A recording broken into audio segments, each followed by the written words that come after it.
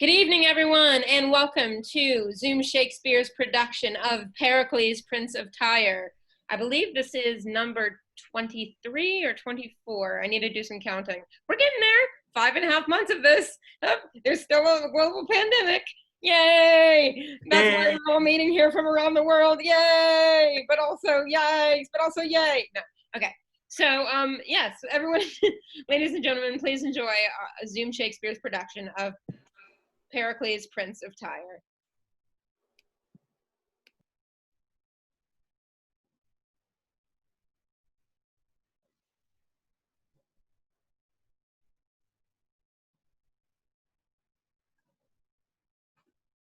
To sing a song that old was sung, from ashes ancient Gower is come. Assuming man's infirmities, to glad your ear and please your eyes, it hath been sung at festivals, on ember eves and holy ales, and lords and ladies in their lives have read it for restoratives. The purchase is to make men glorious, et bonum quo antiques eo melius. If you, born these latter times, when wits more right accept my rhymes, and that to hear an old man sing may to your wishes pleasure bring, I life would wish in that I might waste it for you, like taper light. This Antioch then, Antiochus the Great, built up this city for his chiefest seat, the fairest in all Syria. I tell you what mine authors say. The king unto him took a fair, who died and left a female heir, so buxom, blithe, and full of face, as heaven had lent her all his grace, with whom the father liking took, and her to incest did provoke. Bad child, worse father, to entice his own to evil, should be done by none. But custom, what they did begin, was with long use account no sin. The beauty of this sinful dame made many princes thither frame, to seek her as a bedfellow, in marriage pleasures play fellow, which to prevent he made a law, to keep her still and men in awe, that whoso asked her for his wife, his riddle told not, lost his life. So for her many a wight did die, as yon grim looks do testify. What now ensues to the judgment of your eye, I give my cause who best can justify. Young Prince of Tyre, you have at large received the danger of the task you undertake. I have, Antiochus, and with a soul emboldened with the glory of her praise, think death no hazard in this enterprise. Music! Bring in our daughter clothed like a bride for embracements e'en of Jove himself, at whose conception, till Lucina reigned, nature this dowry gave, to glad her presence. The Senate house of planets all did sit, to knit in her their best perfections. See where she comes, apparelled like the spring. Graces her subjects, and her thoughts the king of every virtue gives renown to men. Oh, her face, the book of praises, where is read nothing but curious pleasures, as from then sorrow were ever raised, and testy wrath could never be her mild companion. You gods that made me man and sway in love, that have inflamed desire in my breast to taste the fruit of young youth's celestial tree or die in the adventure, be my helps, as I am son and servant to your will, to compass such a boundless happiness. Prince Pericles! That would be son to great Antiochus. Before thee stands this fair Hesperides, with golden fruit, but dangerous to be touched, for death like dragons here affright thee hard. Her face like heaven enticeth thee to view her countless glory, which desert must gain, and which without desert, because thine eye presumes to reach, all the whole heap must die. You Sometimes famous princes like thyself, drawn by report, adventurous by desire, tell thee with speechless tongues and semblance pale that without covering, save yon field of stars, here they stand martyrs, slain in Cupid's wars, and with dead cheeks advise thee to desist, for going on death's net whom none resist. Antiochus, I thank thee, who hath taught my frail mortality to know itself, and by those fearful objects to prepare this body, like to them, to what I must. For death remembered should be like a mirror who tells us life's but breath, to trust it error. I'll make my will, then, and as sick men do, who know the world, see heaven, but feeling woe, gripe not at earthly joys as erst they did. So I bequeath a happy peace to you and all good men, as every prince should do, my riches to the earth from whence they came.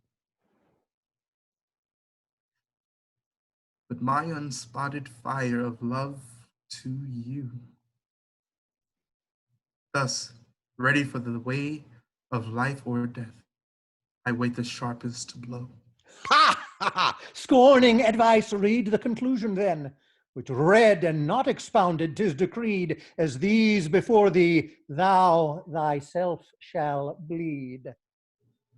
Of all said yet, mayst thou prove prosperous. Of all said yet, I wish thee happiness. Like a bold champion, I assume the lists, nor advise of any other thought by faithfulness and courage.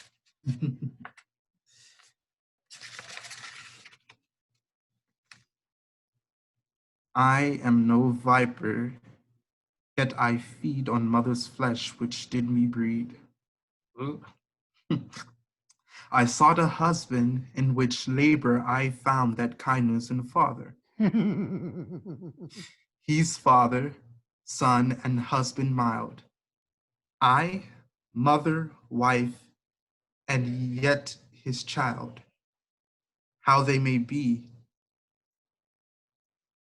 and yet in two, as you will live, resolve it you. Sharp physic is the last, but oh, you powers that give heaven countless eyes to view men's acts, why cloud they not their sights perpetually, if this be true, which makes me pale to read it? Fair glass of light, I loved you, and could still, were not this glorious casket stored with ill.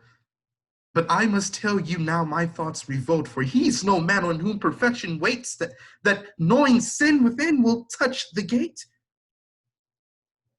You are a fair viol, and your sense the strings, who fingered to make man his lawful music, would draw heaven down and all the gods to hearken. But being played upon before your time, hell only danceth at so harsh a chime. Good sooth, I care not for you. Prince Pericles, touch not upon thy life, for that's an article within our law, as dangerous as the rest. Your time's expired. Either expound now or receive your sentence. Great king, few love to hear the sins they love to act. 'Twould braid yourself too near for me to tell it.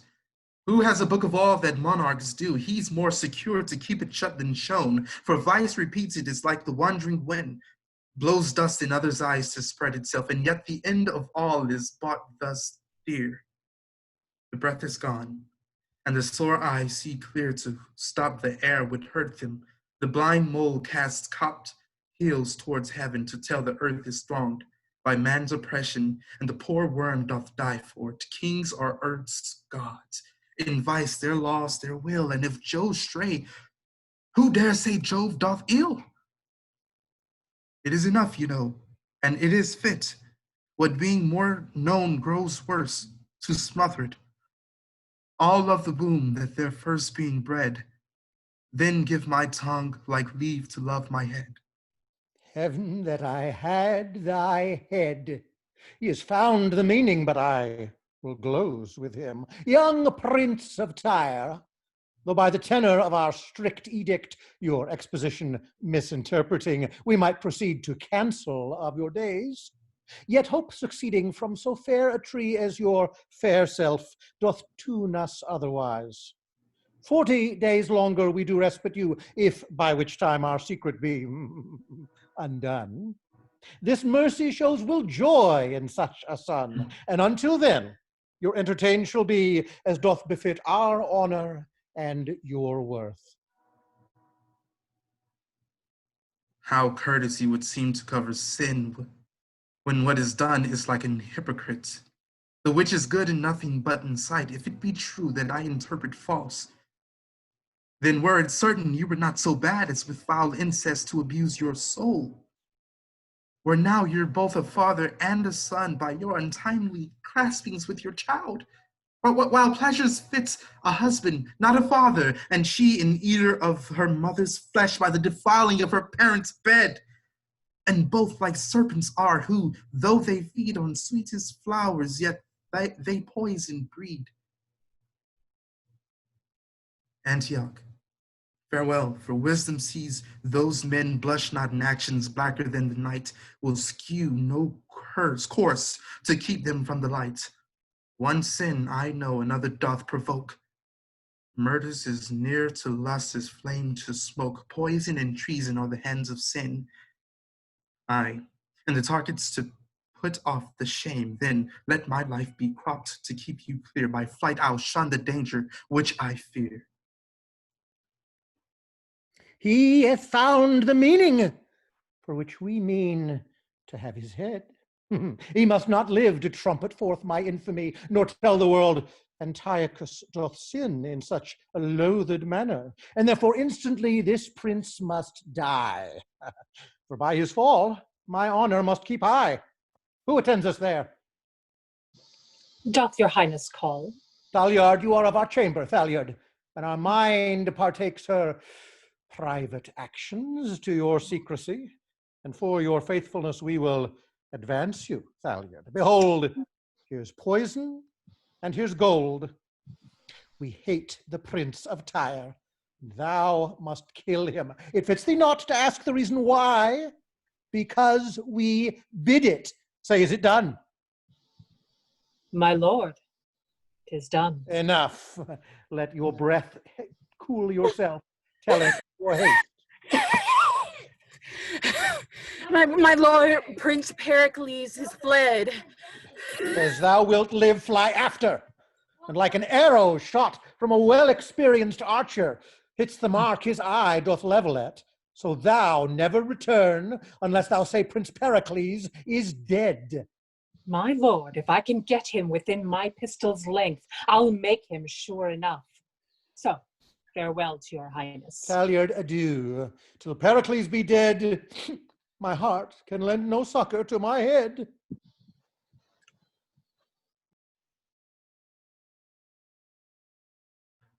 Let none disturb us.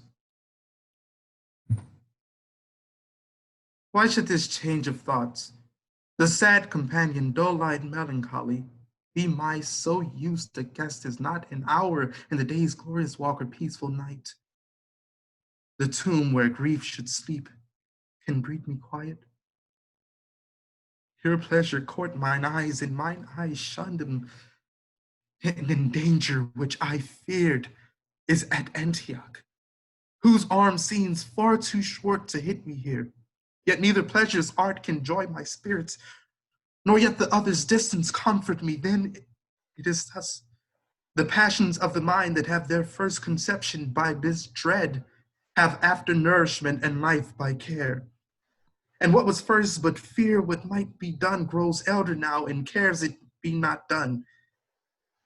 And so with me, the great Antiochus, gainst who I am too little to contend, since he so great can make his will his act, will think me speaking, though I swear to silence. Nor boots it me to say I honor him if he suspects I may dishonor him. And what may make him blush in being known, he'll stop the course by which it might be known. with hostile forces he'll o'erspear the land, and with the ostent of war will look so huge amazement shall drive courage from the state. Or men be vanquished ere they do resist, and subjects punished that ne'er thought offense, which care of them, not pity of myself, whom am no more but as the tops of trees which fence the roots they grow by and defend them, makes both my body pine and soul to languish and punish that before that he would punish. Joy and comfort in your sacred breast. And keep your mind till you return to us peaceful and comfortable. Peace, peace, and give experience tongue. They do abuse the king that flatter him. For flattery is the bellows blows up sin, the thing the which is flattered, but a spark to which that wind gives heat and stronger glowing, whereas reproof, obedient and in order, fits kings as they are men, for they may err. When Senior Sooth here does proclaim peace, he flatters you, makes war upon your life. Prince, pardon me or strike me if you please. I cannot be much lower than my knees. I'll leave us else, but let your cares o'erlook what shipping and what ladings in our heaven, and then return to us. Helicanus, thou hast moved us. What seest thou in our looks? And angry brow, dread lord. If there be such a dart in prince's frowns, how durst thy tongue move anger to our face? And how dares the plants look up to heaven from whence they have their nourishment? Thou knowest I have power to take thy life from thee. I have ground the axe myself. Do but you strike the blow. Rise! Prithee, rise! Sit down. Thou art no flatterer. I thank thee for it. And heaven forbid that kings should let their ears hear their faults hid. Fit counselor and servant for a prince, who by this wisdom make a prince thy servant. What wouldst thou have me do? To bear with patience such griefs as you yourself do lay upon yourself. Thou speakst like a physician, Helicanus, that ministers a potion unto me that thou wouldst tremble to receive thyself. Attend me then. I went to Antioch, where, as thou knowst, against the face of death, I sought the purchase of a glorious beauty from whence an issue I might propagate. Our arms to princes and brings joy to subjects. Her face was mine eye beyond all wonder the rest. Hearken thine ear. As black as incest, which by my knowledge found the sinful father seemed not to strike, but smooth. But thou knowest this. 'Tis time to fear when tyrants seem to kiss. Which fear so grew in me, I hither fled under the covering of a careful knight, who seemed my good protector, and being here bethought me what was past, what might succeed. I knew him tyrannous, and tyrant's fears decrease not but grow faster than the years, and should he doubt, as no doubt he doth, that I should open to the listening air how many worthy princes' bloods were shed to keep his bed of blackness unlaid oak, to lop that doubt he'll fill this land with arms, and make pretense of wrong that I have done him, when all for mine, if I may call it offense, must feel war's blow, who spares not innocence, which love to all, of which thyself art one. Who now reproves me for it? Alas, sir. Drew sleep out of mine eyes, blood from my cheeks, musings into my mind, with thousands doubts how I might stop this tempest ere it came, and finding little comfort to relieve them. I thought it princely charity to grieve for them. Well, my lord, since you have given me leave to speak freely, I will speak. Antiochus you fear, and justly so. I think you fear the tyrant, who either by public war or private treason will take away your life. Therefore, my lord, go travel for a while, till that his rage and anger be forgot, or till the destinies do cut a thread of life. Your rule, direct to any, if to me, day serves not light more faithful than I'll be. I do not doubt thy faith.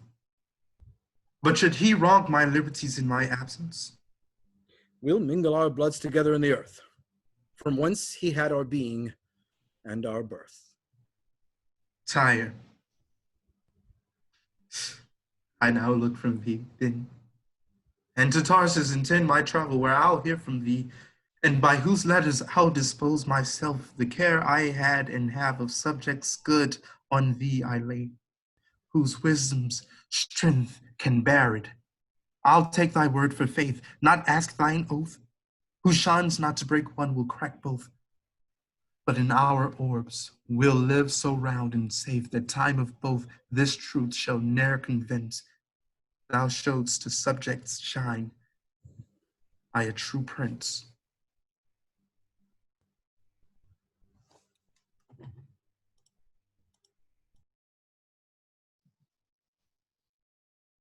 So, this is Tyre, and this the court.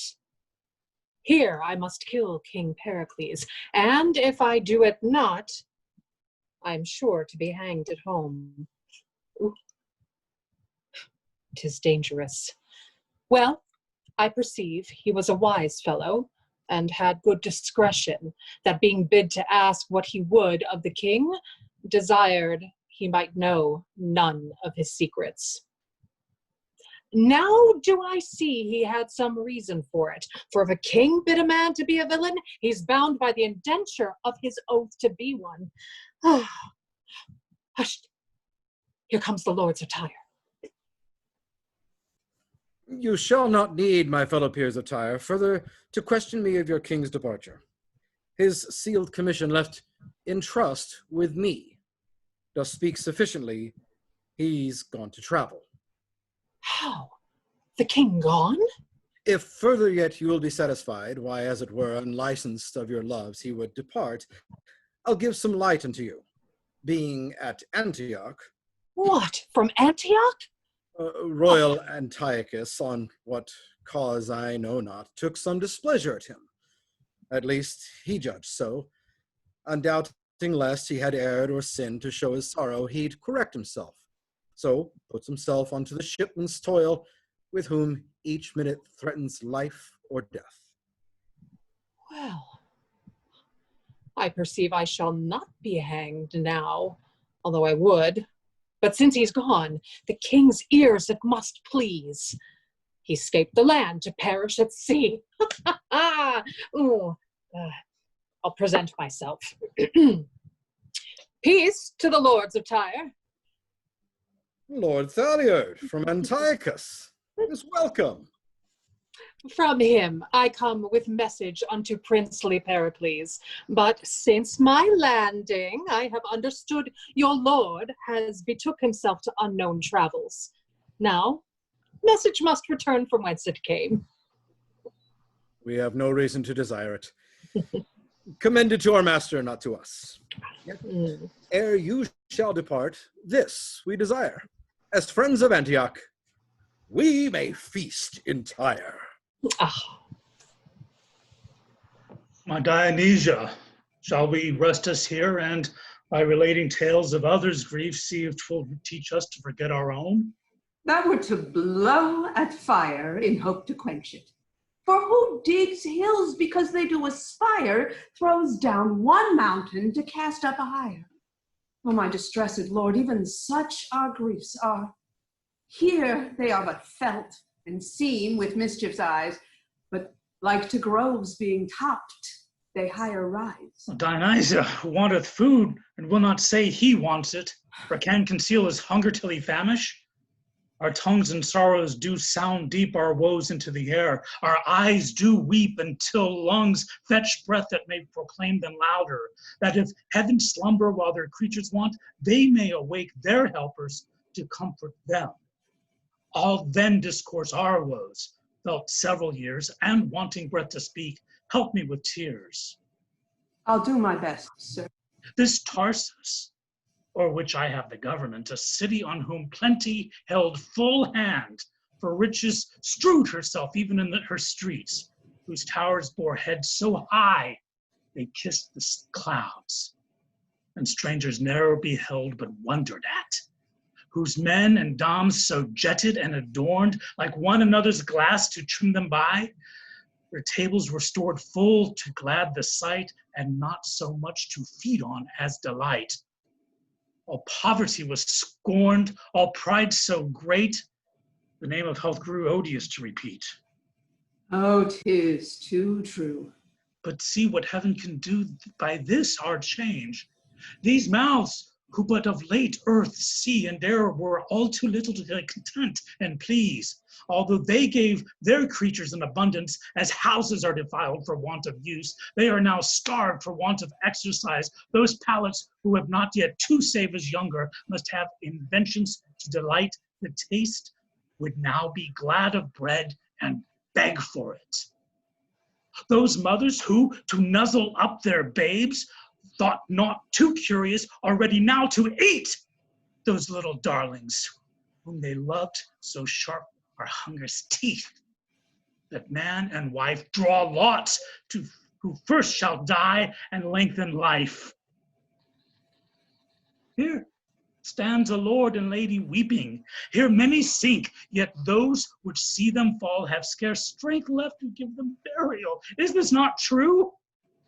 Our cheeks and hollow eyes do witness it. Oh, let those cities that of plenty's cup and her prosperity so largely taste with their superfluous riots hear these tears. The misery of Tarsus may be theirs. Where is Lord Governor? Here. Speak out thy sorrows, which thee bringst in haste, for comfort is too far for us to expect. We have descried upon our neighbouring shore a portly sail of ships make hitherward. I thought as much. One sorrow never comes, but brings an heir that may succeed as his inheritor, and so is ours.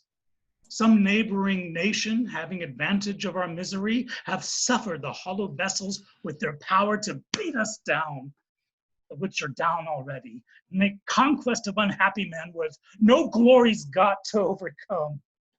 That's the least fear, for by the semblance of their white flags displayed, they bring us peace, and come us as favours, not as foes. Thou speakest like Sims untutored to repeat, who makes the fairest show means most deceit.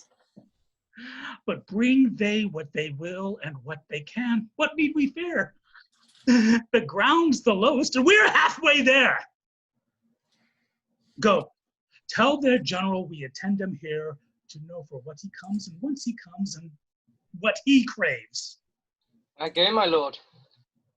Welcome is peace. If he on peace consist, if wars, we're unable to resist. Lord Governor, for so we hear you are, let not our ships and number of our men be like a beacon fired to maze your eyes. We have heard your miseries as far as Tyre and seen the desolation of your streets. Nor come we to add sorrow to your tears, but to relieve them of their heavy load. And these our ships you happily may think are like the Trojan horse was stuffed within the bloody veins expecting overthrow, are stored with corn to make your needy bread, and give them life whom hunger starved have dead. The gods of Greece protect you. Arise, arise, I pray you, rise. We do not look for reverence, but for love, and harborage for ourselves, our ships and men. The which, when any shall not gratify or pay you with unthankfulness and thought, be it our wives, our children, or ourselves, the curse of heaven and men succeed their evils. Till then, the which I hope shall never be seen, your grace is welcome to our town and us. Which welcome we'll accept. Feast here a while, until our stars that frown lend us a smile.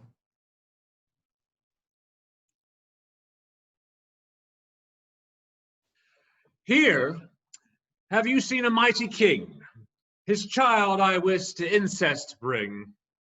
A better prince and benign lord, that will prove awful both in deed and word. Be quiet, quiet, then as men should be, till he hath passed necessity. I'll show you those in trouble's reign, losing a mite, a mountain gain. The good in conversation, to whom I give my benison, is still at Tarsus, where each man thinks all is writ he spec and can. And to remember what he does, build his statue to make him glorious. But tidings to the contrary are brought your eyes. What need speak I? Good Helicon that stayed at home, not to eat honey like a drone. From others' labors, for though he strive to kill and bad, keep good alive. And to fulfill his prince's desire, sends word of all that haps in Tyre. How Tyre came, full bent with sin, and hid intent to murder him. In that in Tarsus was not best, longer for him to make his rest. He doing so put forth to seize where, when men been, there's seldom ease.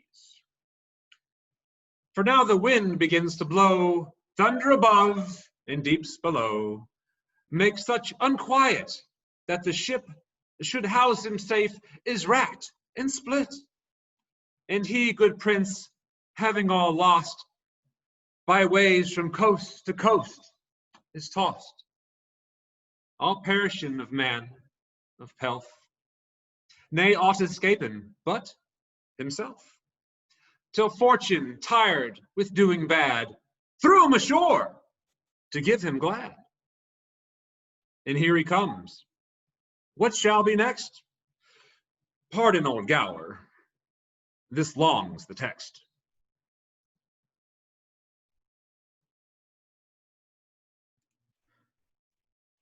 Yet seize your ire, you angry stars of heaven. Wind, rain, and thunder, remember earthly man is but a substance that must yield to you. And I, as fits my nature, do obey you, alas. The seas have cast me on the rocks, washed me from shore to shore, and left my breath nothing to think on but ensuing death. Let it suffice the greatness of your powers to have bereft the prince of all his fortunes, and, having thrown him from your watery grave, here to have death in peace is all he'll crave. What ho, Pilch? Come and bring away the nets. What, patch breach, I say? What say you, master? Look how thou stirrest now. Come away, or I'll fetch thee with a wanyan. Oh, faith, master, I'm thinking of the poor men that were cast away before us even now. Alas, poor souls, it grieved my heart to hear what pitiful cries they made to us to help them, when well a day we could scarce help ourselves. Nay, master, and not as I as much say when I saw the porpoise, how he bounced and tumbled. They say they're half fish, half flesh. Plague on them. They ne'er come, but I look to be washed. Master, I marvel how the fishes live in the sea. Why, as men do a land, the great ones eat up the little ones. I can compare our rich misers to nothing so fitly as to a whale. He plays and tumbles, driving the poor fry before him, and at last devours them all at a mouthful. Such whales have I heard of on the land, who never leave gaping till they swallowed the whole parish, church, steeple, bells, and all. Pretty moral. But master, if I had been the sexton, I would have been that day in the belfry. Why, man? Because he should have swallowed me too. And when I had been in his belly, I would have kept such a jangling of the bells that he should never have left till he cast bells, steeple, church, and parish up again. But if good King Simonides were of mine, Simonides, purge the land of these drones that rob the bee of her honey. how from the finny subject of the sea these fishes are the infirmities of men, and from their watery empire recollect all that may men approve or men detect. Peace be at your labor, honest fisherman. Honest good fellow, what's that? To be a day fits you, search out of the calendar, and nobody look after it. May see the sea have cast upon your coast. What a drunken knave was the sea to cast thee in our way. A man whom both the waters and the wind in that vast tennis court have made the ball for them to play upon, entreats you pity him. He asks of you that never used to beg. No, friend, cannot you beg? Here's them in our country of Greece gets more with begging than we can do with working. Canst thou catch any fishes then? I never practiced it. Oh, nay then, thou wilt starve, sure, for here's nothing to be got nowadays unless thou canst fish for it. What I have been, I have forgot to know, but what I am once teaches me to think on. A man thronged upon up with cold. Oh, my veins are chill and have no more of life than may suffice to give my tongue that heat to ask your help, which if you shall refuse when I am dead, for that I am a man, pray you see me buried. Die, quotha. Now, God's forbid. And I have a gown. Here, come put it on. Keep thee then. Keep thee warm. Now, for me, a handsome fellow. Come, thou shalt go home, and we'll have flesh for holidays, fish for fasting days, and moreover, puddings and flapjacks, and thou shalt be welcome. I thank you, sir. Hark you, my friend, you said you could not beg. I did but crave. But crave? Then I'll turn craver too, and so I shall escape whipping. Why, are you beggars whipped then? Oh, not all, my friend, not all. For if all your beggars were whipped, I would wish no better office than to be beadle. But master, I'll go draw up the net. How well this honest mirth becomes their labor. Hark you, sir. Do you know where you are? Not well. Well, I'll tell you. This is called Pentapolis, and our king, the good Simonides. The good Simonides, do you call him? Aye, sir, and he deserves so to be called for his peaceable reign and good government. He is a happy king, since he gains from his subjects the name of good by his government. How far is his court distant from this shore? Marry, sir, half a day's journey. And I'll tell you, he hath a fair daughter, and tomorrow is her birthday, and there are princes and knights come from all parts of the world to joust and tourney for her love. Were my fortunes equal to my desires, I could wish to make one there. Oh, sir, things must be as they may, and what a man cannot get, he may lawfully deal for his wife's soul. Help, masters, help! Here's a fish hangs in the net like a poor man's right in the law. Will hardly come out. Ah! Thoughts on it. 'Tis come at last, and 'tis turned to a rusty armor. An armor, friends, I pray you, let me see it. Thanks. Fortune yet, that After all thy crosses, thou givest me somewhat to repair myself, and though it was mine own, part of my heritage, which my dead father did bequeath to me with his strict charge, even as he left his life, keep it, my Pericles. It hath been a shield twixt me and death, and pointed to this brace, for that it saved me. Keep it, in like necessity to which the gods protect thee from may defend thee. I kept where I kept, I so dearly loved it, till the rough seas that spares not any man took it in rage, though God have given it again. I thank thee for it. My shipwrecks now's no ill, since I have here my father's gave in his will. What mean you, sir? To beg of you, kind friends, this coat of worth, for it was some time target to a king. Look, I know it by this mark. He loved me dearly, and for his sake I wish the having of it, and that you'd guide me to your sovereign's court, where with it I may appear a gentleman, and if that ever my low fortunes better, I'll pay your bounties. Till then, rest your debtor. Why, wilt thou tourney for the lady? I'll show the virtue I have borne in arms. Why, do we take it, and the gods give thee good on't. Aye, but hark you, my friend. 'Twas we that made up this garment through the rough, seam of the waters. There are certain condolements, certain veils. I hope, sir, if you thrive, you'll remember from whence you had them.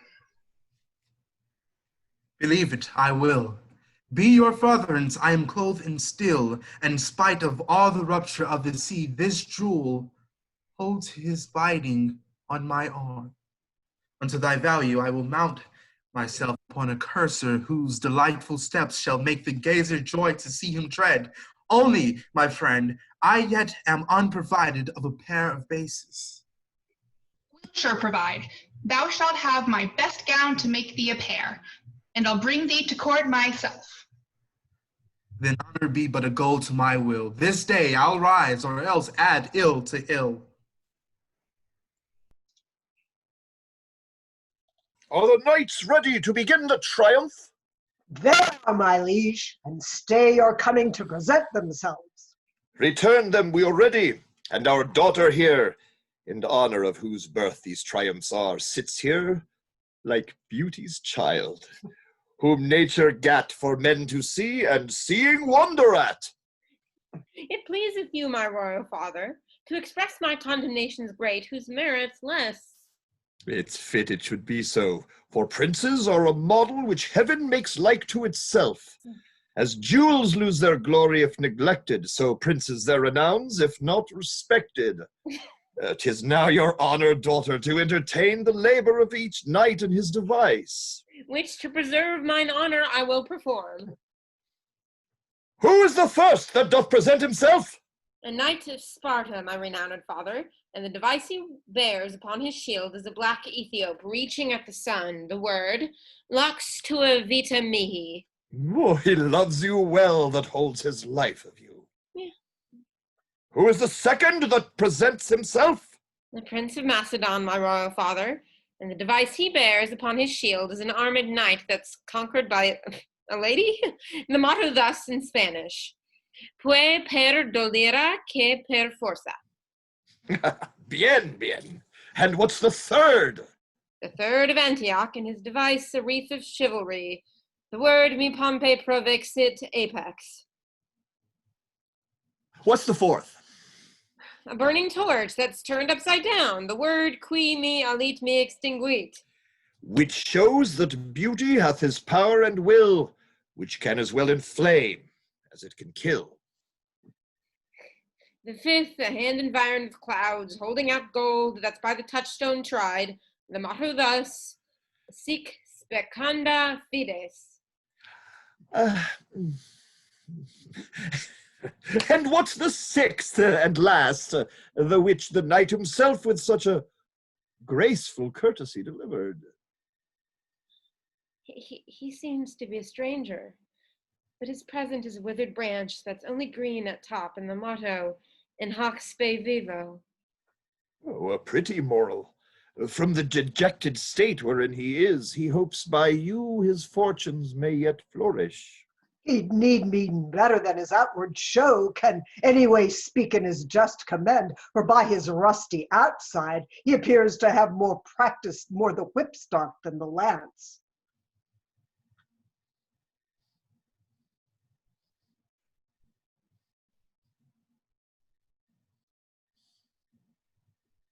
Do you have more to say to that, Lord? We must move on with this tournament.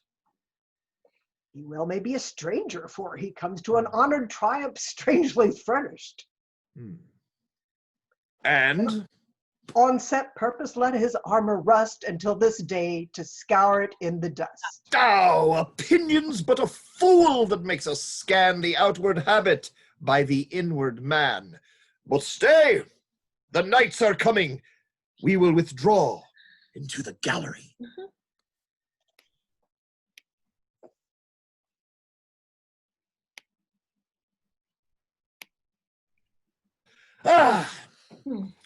And we're back.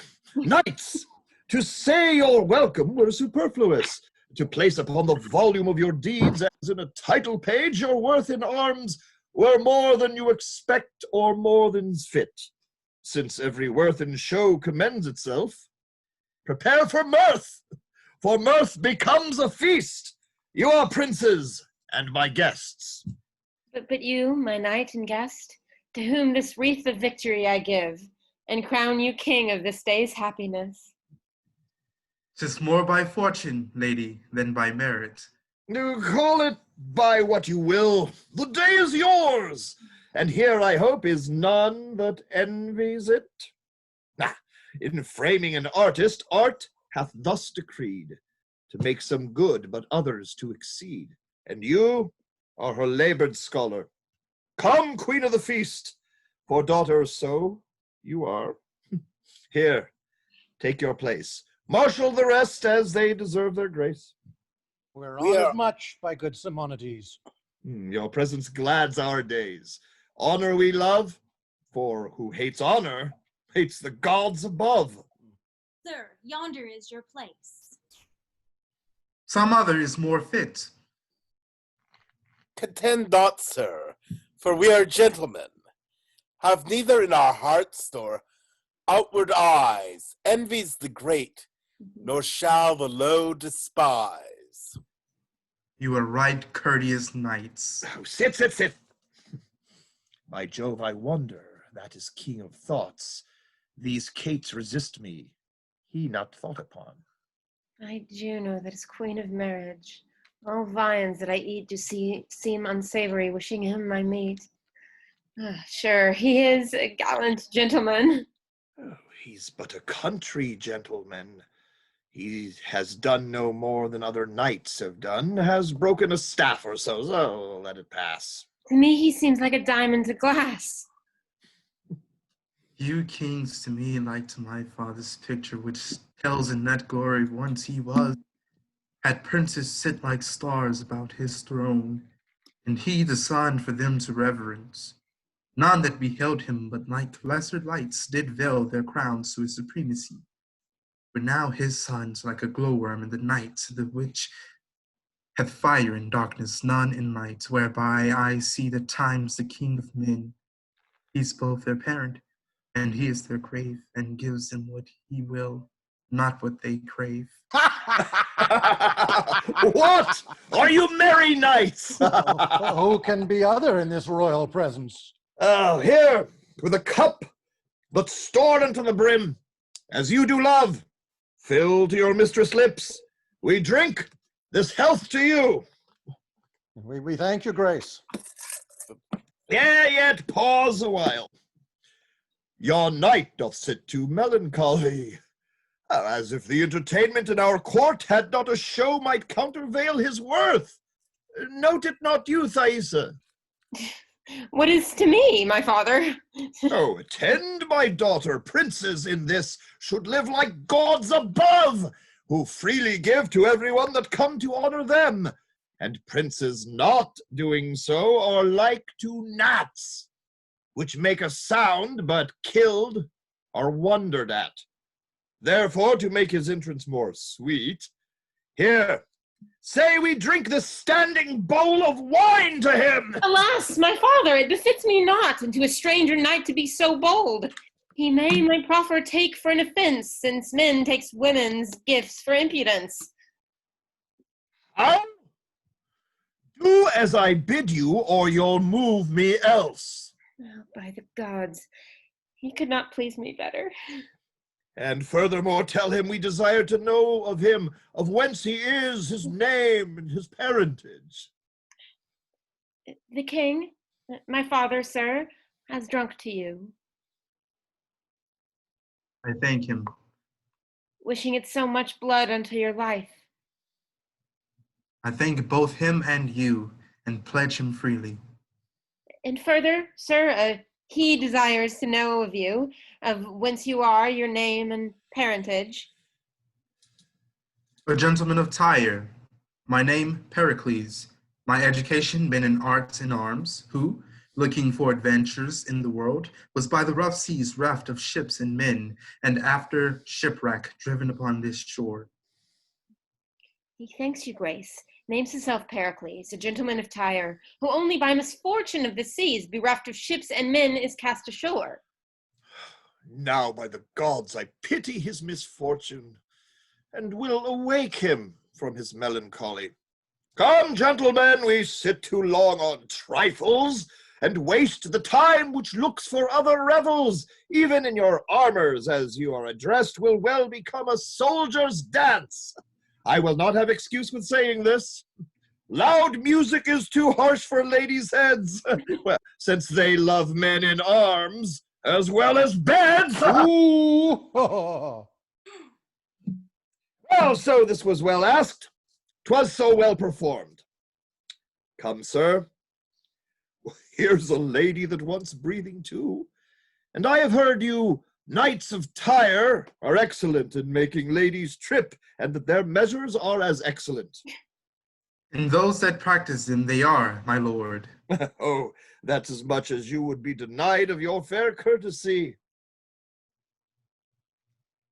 Unclasp, unclasp. Thanks, gentlemen, to all. All have done well, but you, the best. Pages and lights to conduct these knights into their several lodgings. Yours, sir, we have given order be next our own. I am at your grace's pleasure. Princes, it's too late to talk of love, and that's the mark I know you level at. Therefore, each one betake him to his rest.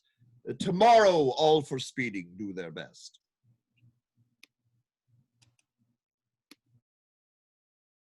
No, Escanice, know this of me. Antiochus from incest lived not free, for which the most high gods not minding longer to withhold the vengeance they had in store, due to his heinous capital offense, even in the height and pride of all his glory, when he was seated in a chariot of inestimable value, and his daughter with him, a fire from heaven came, and shriveled up those bodies even to loathing.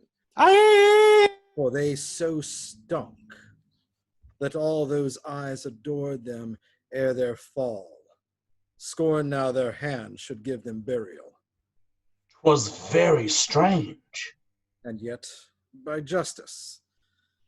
For though this king were great, his greatness was no guard to bar heaven's shaft, but sin had its reward. 'Tis very true. See, not a man in private conference or council has respect with him but he. Shall no longer grieve without reproof. And because that he will not second it. Follow me then, Lord Helicane. A word. With me? And welcome. Happy day, my lords. Know that our griefs have risen to the top, and now at length they overflow their banks. Your griefs? For what? Wrong not your prince you love. Wrong not yourself then, noble Helicane, but if the prince do live, let us salute him. All know what grounds made be happy by his breath. If in the word he live, we'll seek him out. In his grave we rest, we'll find him there, and be resolved on lines to govern us. Or dead, gives cause to mourn his funeral, and leaves us to our free election. Whose death's indeed the strongest in our century. And knowing this kingdom is without a head, like goodly buildings left without a roof, soon fall to ruin. Your noble self that best know how to rule and how to reign, we thus submit unto our sovereign. Live! Long live noble Helicane! Try honor's cause. Forbear your suffrages. If that you love Prince Pericles, forbear. Take I your wish, I leap into the seas, whereas hourly trouble for a minute's ease. A 12-month longer let me entreat you to forbear the absence of your king. If in which time expired he not return, I shall with aged patience bear your yoke. But if I cannot win you to this love, go search like nobles, like noble subjects, and in your search spend your adventurous worth, whom if you find and win unto return, you shall like diamonds sit about this crown. Through wisdom he's a fool that will not yield, and since Lord Helicane enjoyeth us, we with our travels will endeavour. Then you love us, we you, and will clasp hands. When peers thus knit, a kingdom ever stands.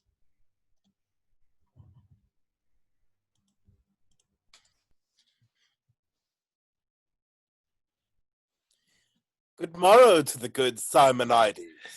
Knights, from my daughter this I'll let you know, that from this 12 months she'll not undertake a married life. Her reason to herself is only known, which from her by no means can I get. May we not get access to her, my lord? Faith, by no means. She hath so strictly tied her to her chamber that 'tis impossible. 12 moons more she'll wear Diana's livery. This by the eye of Cynthia hath she vowed, and on her virgin honor will not break it. Loth to bid farewell, we take our leaves. Take them? Ah, they are well dispatched. Now to our daughter's letter. She tells me here she'll wed the strange knight, or never more to view nor day or light. 'Tis well. Mistress, your choice agrees with mine. I like that well. Nay, how absolute she is in it, not minding whether I dislike or no. Well, I do commend her choice, and will no longer have it delayed. Soft, here he comes. I must dissemble it. All fortune to the good Simonides. To you as much. Sir, I am beholding to you for your sweet music this last night. I do protest my ears were never better fed with such delightful, pleasing harmony. It is your grace's pleasure to commend, not my desert. Sir, you are music's master. The worst of all her scholars, my good lord. Let me ask you one thing. What do you think of my daughter, sir? The most virtuous princess. And she is fair too, is she not? It's a fair day in summer, wondrous fair. Sir, my daughter thinks very well of you, aye, so well that you must be her master, and she will be your scholar. Therefore look to it. I am unworthy for her schoolmaster. She thinks not so. Pursue this writing else. What's here? A letter that she loves the knight of Tyre. 'Tis the king's subtlety to have my life. Oh, seek not to entrap me, gracious lord, a stranger and distressed gentleman that never aimed so high to love your daughter, but bent all offices to honor her. Thou hast bewitched my daughter, and thou art a villain. By the gods, I have not. Never did thought of my levy offense, nor never did my actions yet commence. A deed might gain her love or your displeasure. Traitor, thou liest! Traitor! I, traitor. Even in his throat, unless it be the king that calls me traitor, I return the lie. Now by the gods I do applaud his courage.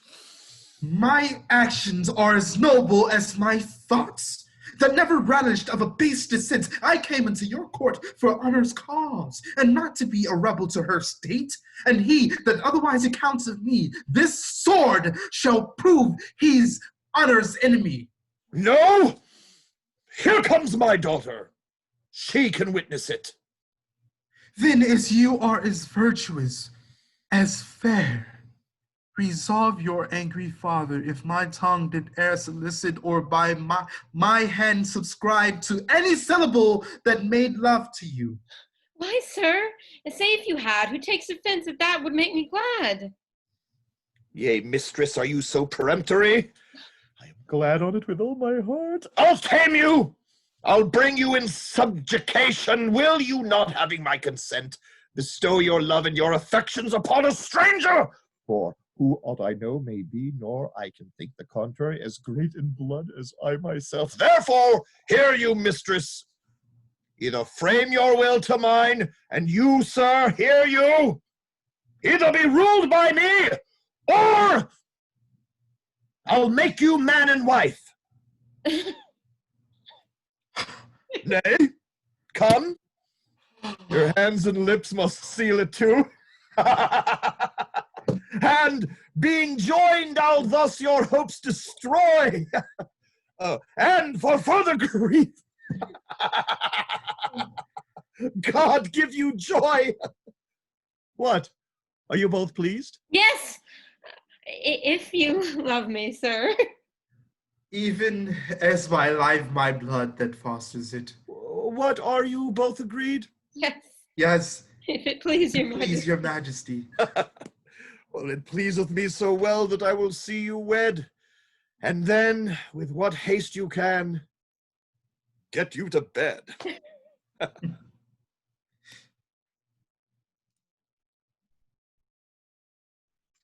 Now, sleep slaked hath the rout, no din but snores the house about, made louder by the o'erfed breast of this most pompous marriage feast.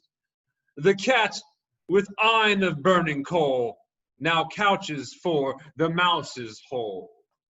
And crickets sing at the oven's mouth, aye the blither for their drouth. Hymen hath brought the bride to bed, where by the loss of maidenhead a babe is molded. Be attent, and time that is so briefly spent, with your fine fancies quaintly éche, what's dumb in show, all plain with speech. By many a dern and painful perch of Pericles, the careful search by the four opposing coins which the world together joins, is made with all due diligence, that horse and sail and high expense can stead the quest. At last from Tyre, fame answering the strange, most inquire, to the court of King Simonides our letters brought the tenor these: Antiochus and his daughter dead. The men of Tyrus on the head of Helicanus would set on the crown of Tyre, but he will none. The mutiny he there hastes to oppress says to them, if King Pericles come not home in twice 6 moons, he, obedient to their dooms, will take the crown. The sum of this brought hither to Pentopolis, ravished the regions round, and every one with claps can sound, our heir apparent is a king. Who dreamt, who thought of such a thing? Brief, he must hence depart to Tyre, his queen with child makes her desire. Which who shall cross along the go? Omit we all their dole in woe. Lycordia, her nurse, she takes, and to see their vessel shakes on Neptune's billow. Hath the flood, hath their keel cut, but fortune's mood varies again. The grizzled north disgorges such a tempest forth, that as a duck for life that dives, so up and down the poor ship drives. The lady shrieks, and well anear does fall in travail with her fear. And what ensues in this fell storm shall for itself perform. I nil relate, action may conveniently the rest convey, which might not what by me is told in your imagination hold. This stage, the ship, upon whose deck the sea-tossed Pericles appears to speak. The god of this great vast rebuke these surges, which wash both heaven and hell. And thou that hast upon the winds command, bind them in brass, having called them from the deep. Oh, still thy deafening dreadful thunders, gently quench thy nimble sulphurous flashes. Oh, how, Lycorda, how does my queen? Then, storm visibly, wilt thou spit all thyself? The seaman's whistle is a whisper in the ears of death, unheard. Lycorda! Lucina, O divinest patroness and midwife, gentle to those that cry by night, convey thy deity aboard our dancing boat. Make swift the pangs of my queen's travails. Now, Lycorda!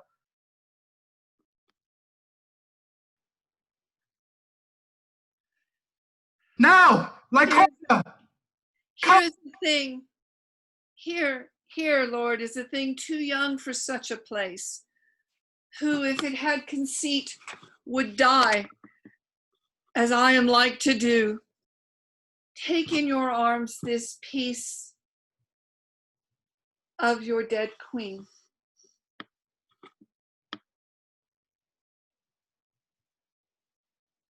How, Lycorda? Oh, patience, good sir. Do not assist the storm. Here's all that's left living of your queen. A little daughter. For the sake of it, be manly and take comfort. Oh, you gods! Why do you make us love your goodly gifts and snatch them straight away? We here below recall not what we give, and therein may use honor with you. Oh, patience, good sir, even for this charge.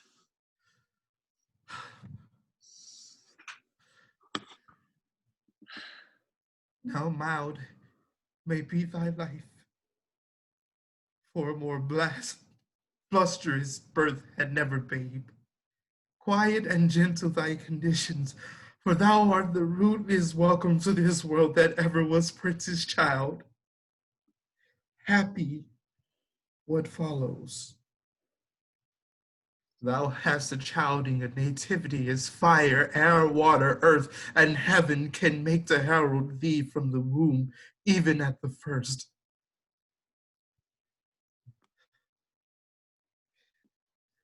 Thy loss is more than can thy portage quit. With all thou canst find here now, the good gods throw their best eyes upon it.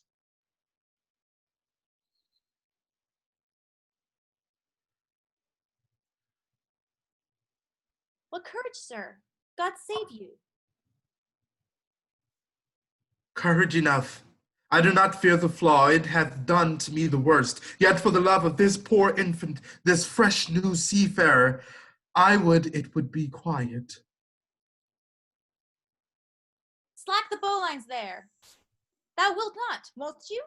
Blow and split thyself. Let sea room and the brine and cloudy billow kiss the moon, I care not.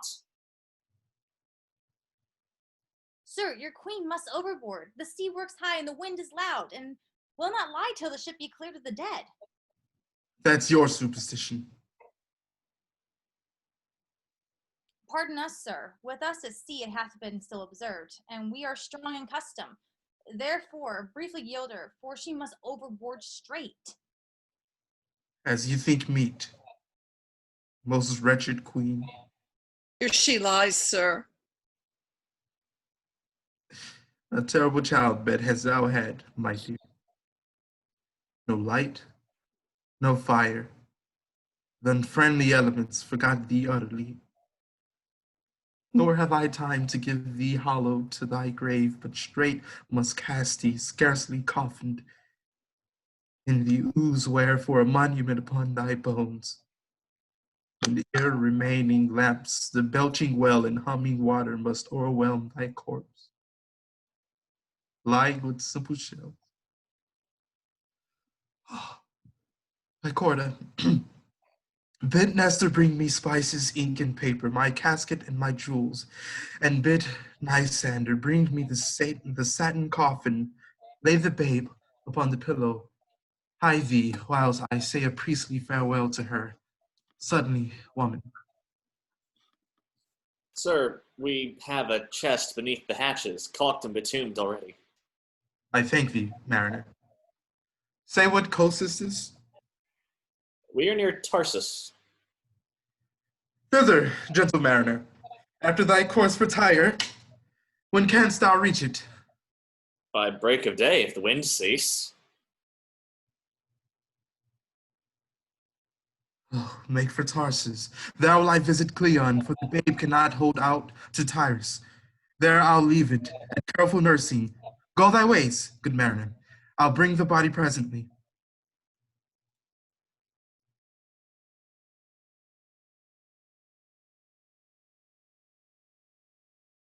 Come on, ho!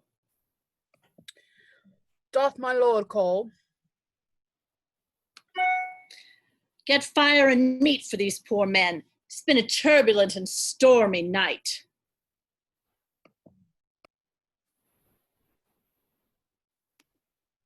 I have been in many, but such a night as this, till now I ne'er endured. Your master will be dead ere you return. There's nothing that can be ministered to nature that can recover him. Give this to the apothecary and tell me how it works.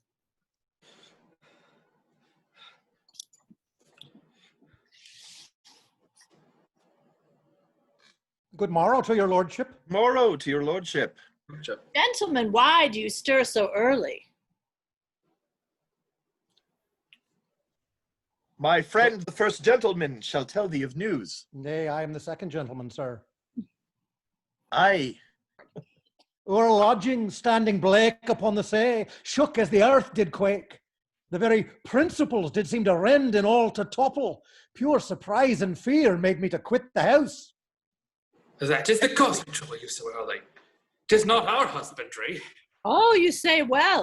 Oh, but I much marvel that your lordship, having rich Tyre about you, should at these early hours shake off the golden slumber of repose. Oh, 'tis most strange.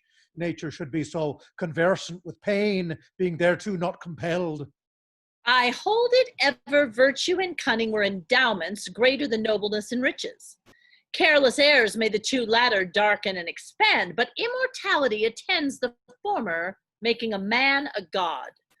'Tis known I ever have studied physic, through which secret art, by turning o'er authorities, I have, together with my practice, made familiar to me and to my aid the blessed infusions that dwells in vegetatives, in metals, stones, and can speak of the disturbances that nature works, and of her cures, which doth give me a more content in course of true delight than to be thirsty after tottering honor, or tie my pleasure up in silken bags to please the fool and death. Your honor has, through Ephesus, poured forth your charity, and hundreds call themselves your creatures who by you have been restored. And not your knowledge, your personal pain, but even your purse still open, hath built Lady Cerimon such strong renown as time shall never. All right, so lift there. What's that? Sir, even now did the sea toss up upon our shore this chest. 'Tis of some of wrack. Set down. Let's look upon it. Tis like a coffin, my lady. Whate'er it be, 'tis wondrous heavy. Wrench it open straight. If the sea's stomach be o'ercharged with gold, 'tis a good constraint of fortune it belches upon us. 'Tis so, my lady. How close 'tis caulked and betumed, did the sea cast it up? I never saw so huge a billow, sir, as tossed it up upon the shore. Wrench it open. Soft, it smells most sweetly in my sense. A delicate odor. Ooh. As ever hit my nostril. So up with it. Oh, you most potent gods! What's here, a corse? Most strange. Shrouded in cloth of state, balmed and entreasured with full bags of spices, a passport too. Oh. Apollo, perfect me in the characters. Here I give to understand, if e'er this coffin drives a land, I, King Pericles, have lost this queen, worth all our mundane cost. Who finds her, give her burying. She was the daughter of a king. Besides this treasure for a fee, the gods requite his charity. If thou livest, Pericles, thou hast a heart that ever cracks for woe. This chanced tonight. Most likely, sir. Nay, certainly tonight, for look how full she looks. They were too rough that threw her in the sea. Make a fire within, fetch hither all my boxes in my closet. Death may usurp on nature many hours, and yet the fire of life kindled again the o'erpressed spirits. I heard of an Egyptian that had 9 hours lain dead, who was by good appliance recovered. Well said, well said. The fire and cloths, the rough and woeful music that we have, cause it to sound, beseech you. The viol once more. How thou stirrest, thou block, the music there. I pray you, give her air. Gentlemen, this queen will live. Nature awakes a warm breath out of her. She hath not been entranced. Above 5 hours. See how she gains to blow into life's flower again. The heavens through you increase our wonder and sets up your flame forever. She is alive. Behold her eyelids, cases to those heavenly jewels which Pericles hath lost. Begin to part their fringes of bright gold. The diamonds of a most praised water doth appear to make the world twice rich. Live, and make us weep to hear your fate, fair creature, rare as you seem to be. Oh, dear Diana, where am I? Where's my lord? What world is this? Is not this strange? Most rare. Hush, hush, my gentle neighbors. Lend me your hands. To the next chamber bear her. Get linen. Now this matter must be looked to, for her relapse is mortal. Come, come, and Asclepius, guide us.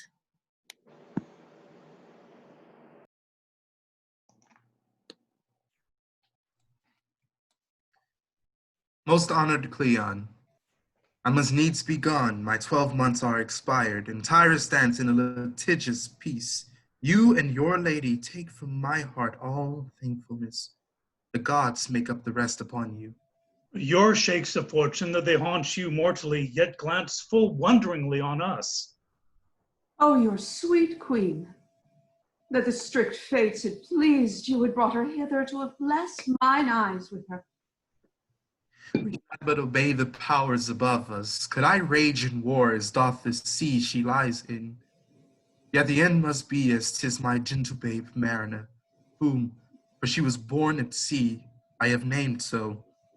Here I charge your charity withal, leaving her the infant of your care, beseeching you to give her princely training, that she may be mannered as she is born. Fear not, my lord, but think your grace that fed my country with your corn, for which the people's prayers still fall upon you, must in your child be thought on. If neglection should therein make me vile, the common body by you relieved would force me to duty.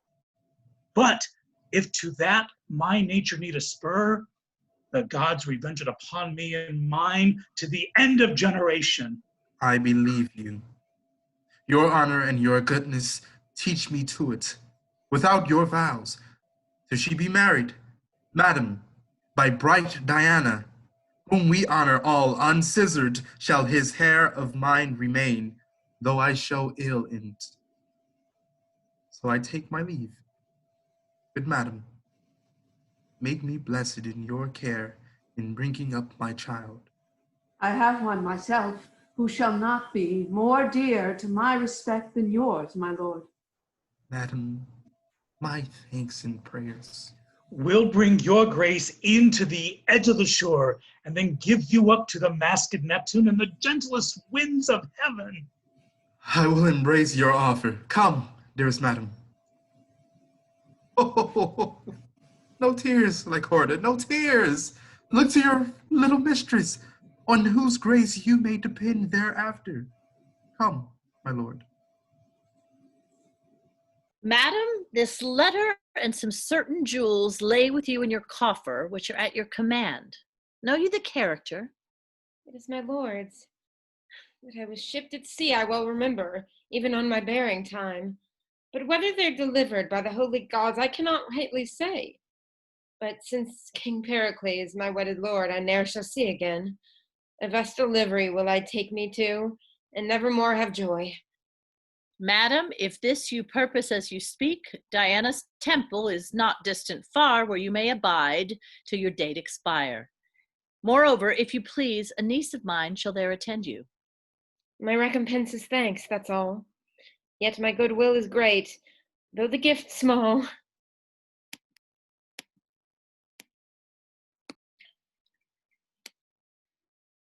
Imagine Pericles arrived at Tyre, welcomed and settled to his own desire.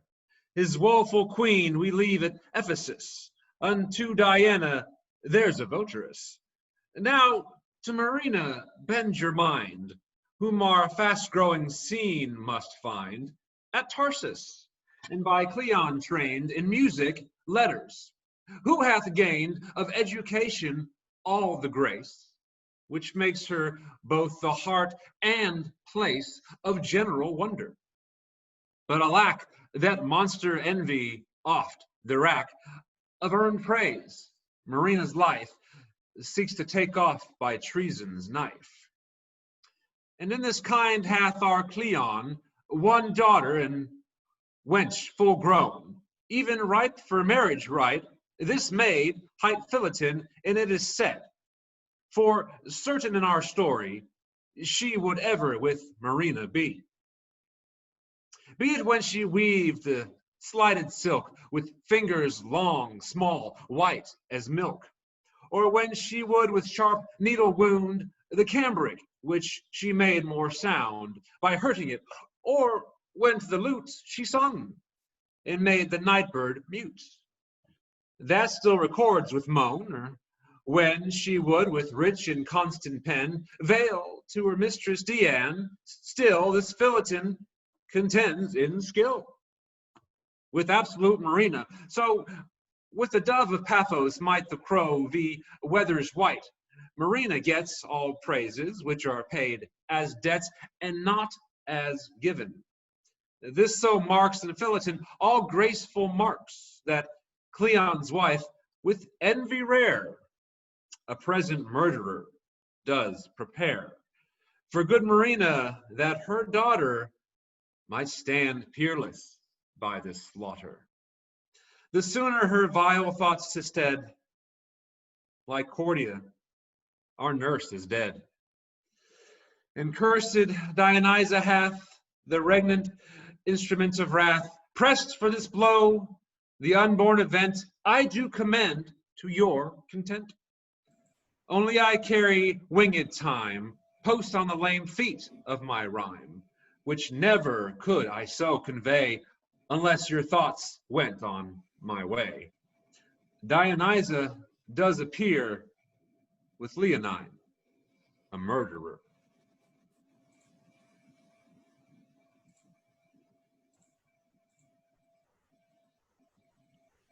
Thy oath, remember. Thou hast sworn to do it. 'Tis but a blow which never shall be known. Thou canst not do a thing in the world so soon to yield thee so much profit. Let not conscience, which is but cold inflaming, thy bosom inflame too nicely. Nor let pity, which even women have cast off, melt thee, but be a soldier to thy purpose. I will do it. But yet, she is a goodly creature. The fitter, then, the gods should have her. Here she comes weeping for her only mistress' death. Thou art resolved. I am resolved. No, I will rob Tellus of her wheat to strew thy green with flowers, the yellows, blues, the purple violets, and marigold shall as a carpet hang upon thy grave while summer days doth last. Ay me, poor maid, born in a tempest when mother died, this world to me is as a lasting storm wearing me from my friends. How now, Marina? Why do you keep alone? How chance my daughter is not with you? Do not consume your blood with sorrowing.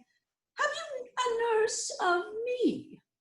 Lord, how your favors changed with this unprofitable woe. Come, give me thy flowers. O'er the sea marge walk with Leonine.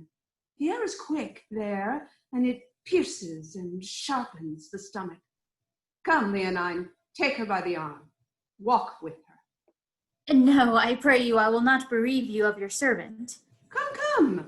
I love the king, your father, and yourself with more than foreign heart. We every day expect him here. When he shall come and find our paragon, to all reports thus blasted, he will repent the breadth of his great voyage. Blame both my lord and me that we have taken no care to your best courses.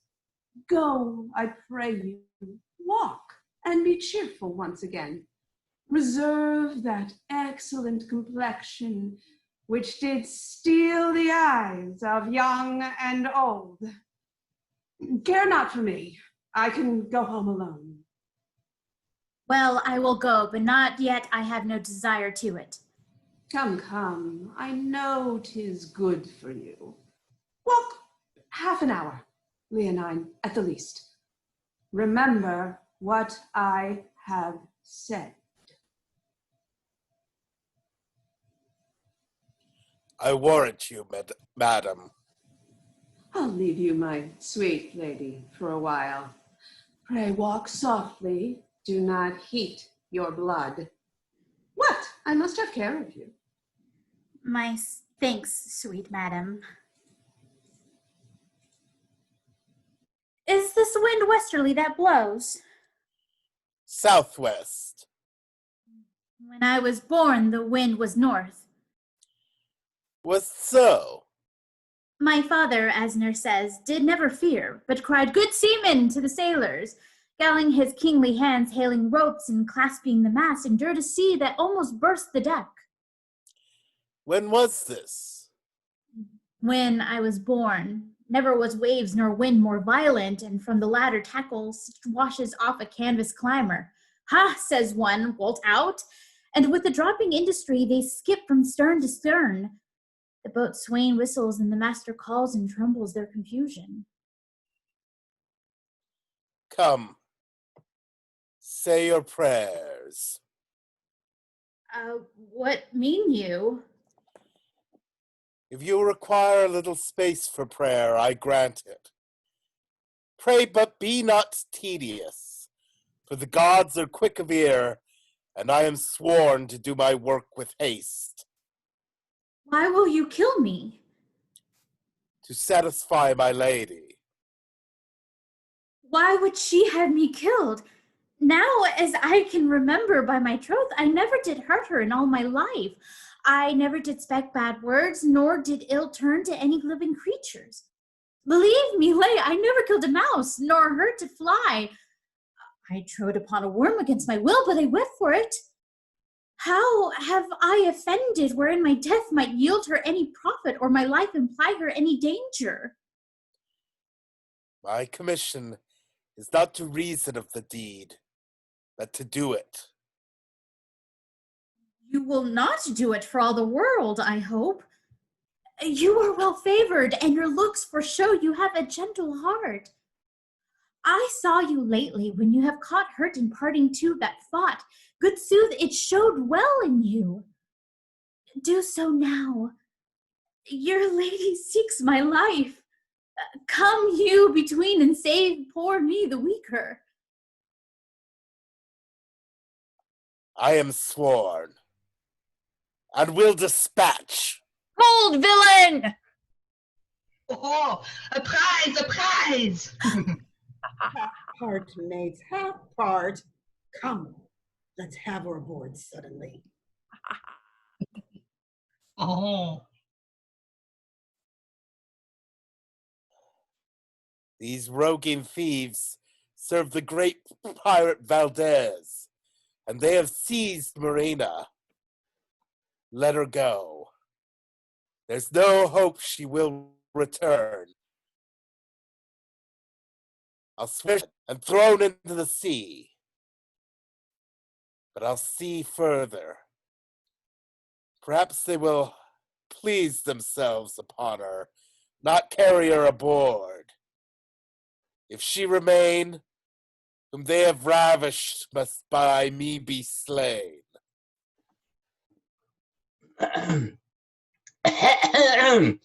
Bolt, Sir? search the market narrowly. Mytilene is full of gallants. We lost too much money this mart by being too wenchless. We were were never so much out of creatures. We have but poor three, and they can do no more than they can do, and with continual action are even as good as rotten. Therefore, let us have fresh ones, whatever we pay for them. If there be not a conscience to be used in every trade, we shall never prosper. Thou sayest true.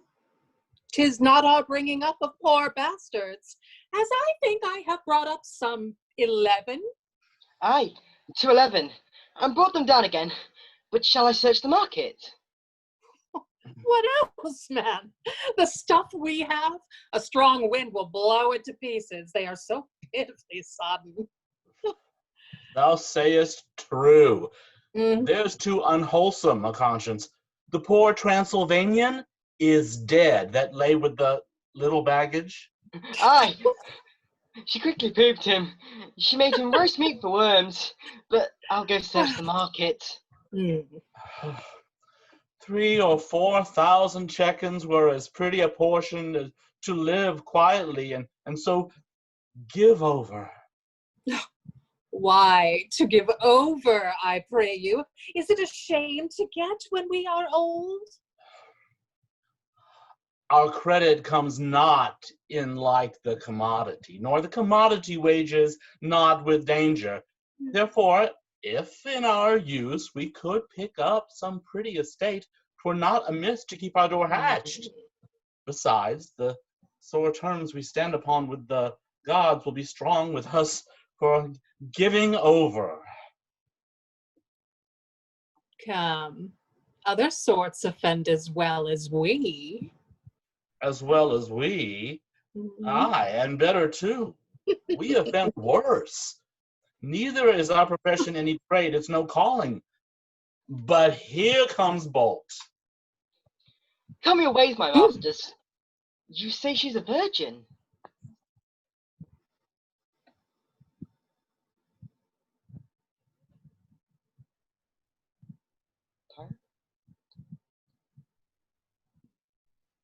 Oh, sir, we doubt it not. Master, I have gone through this piece, you see. If you like her so, if not, I've lost my earnest. Bolt, has she any qualities? She has a good face, speaks well, and has excellent good clothes. There's no further necessity of qualities that can make her be refused. What's her price, Bolt? I cannot be baited one doit of 1,000 pieces. Well, follow me, my masters. You shall have your money presently. Wife, take her in. Instruct what she has to do, that she may not be raw in her entertainment. Bolt, take you the marks of her, the color of her hair, complexion, height, her age, with warrant of her virginity, and cry, "He that will give most shall have her first." Such a maidenhead were no cheap thing, if men were as they have been. Get this done as I command you. Performance shall follow. Alack, the Leonine was so slack, so slow. Should have struck, not spoke, or that these pirates, not enough barbarous, had but overboard thrown me to seek my mother. I lament you, pretty one. That I am pretty. Come, the gods have done their part in you. I accuse them not. You are light into my hands, where you are like to live. More my fault to escape his hands where I was to die. Aye, and you shall live in pleasure. No. Yes, indeed shall you, and taste gentlemen of all fashions. You shall fare well. You shall have the difference of all complexions. What, do you stop your ears? Are you a woman? What would you have me be? And I be not a woman. An honest woman or not a woman? Mary, whip the gosling. I think I shall have something to do with you. Come, you're a young, foolish sapling, and must be bowed as I would have you. The gods defend me. If it please the gods to defend you by men, then men must comfort you. Men must feed you. Men stir you up. Bolt's returned. Now, sir, hast thou cried her through the market? I have cried her almost to the number of her hairs. I have drawn her a picture with my voice. And I prithee tell me, how dost thou find the inclination of the people, especially of the younger sort? Faith, they listen to me as would have hearkened to thy father's testament. There was a Spaniard's mouth watered, and he went to bed on her very description. We shall have him here tomorrow with his best ruff on. Tonight. But, mistress, do you know the French knight that cowers aye thy harms? Who? Monsieur Verolles? Aye, he offered to cut a caper at the proclamation, but he made a groan at it, and swore he would see her tomorrow. Well, well, as for him, he brought his disease hither. Here he does but repair it. I know he will come in our shadow to scatter his crowns in the sun. Well, if we had every nation of a traveller, we should lodge them with this sign. Pray you, come hither a while. You have fortunes coming upon you. Mark me, you must seem to do that fearfully, which you commit willingly. Despise profit, where you have most gain. To weep that you live as you do makes pity in your lovers. Seldom but that pity begets you a good opinion, and that opinion a mere profit. I understand you not. Oh, take her home, mistress, take her home. These blushes of hers must be quenched with some present practice. Thou sayest true. If faith so much they must, for your bride goes to that with shame, which is her way to go with warrant. Faith, some do, and some do not. But, mistress, I have bargained for the joint. Thou mayst cut a morsel off the spit. I may so. Who should deny it? Come, young one, I like the manner of your garments well. Aye, by my faith, they shall not be changed yet. Bolt, spend thou that in the town. Report what a sojourner we have.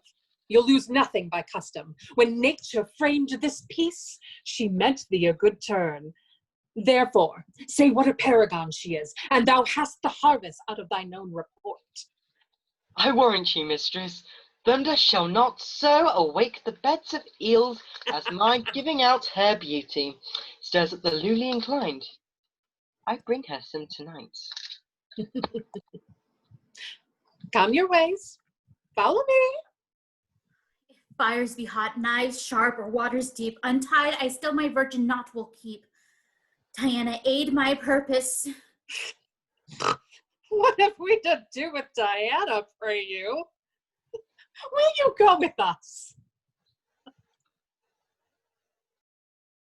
Why are you foolish? Can it be undone? Dionysia, such a piece of slaughter the sun and the moon ne'er looked upon. I think you'll turn a child again. Were I chief lord of all this spacious world, I'd give it to undo the deed. A lady, much less in blood than virtue, yet a princess to equal any single crown of the earth in the justice of compare. O villain Leonine, whom thou hast poisoned too, if thou hast drunk to him, 'tis been a kindness becoming well thy face. What canst thou say when noble Pericles shall demand his child? That she is dead. Nurses are not the fates. To foster is not ever to preserve. She died at night, I'll say so. Who can cross it? Unless you play the impious innocent, and for an honest attribute cry out, she died by foul play. Go to. Well, of all the faults beneath the heavens, the gods do like this worst. Be one of those that thinks the petty wrens of Tarsus will fly hence and open this to Pericles? I do shame to think of what a noble strain you are, and of how coward a spirit.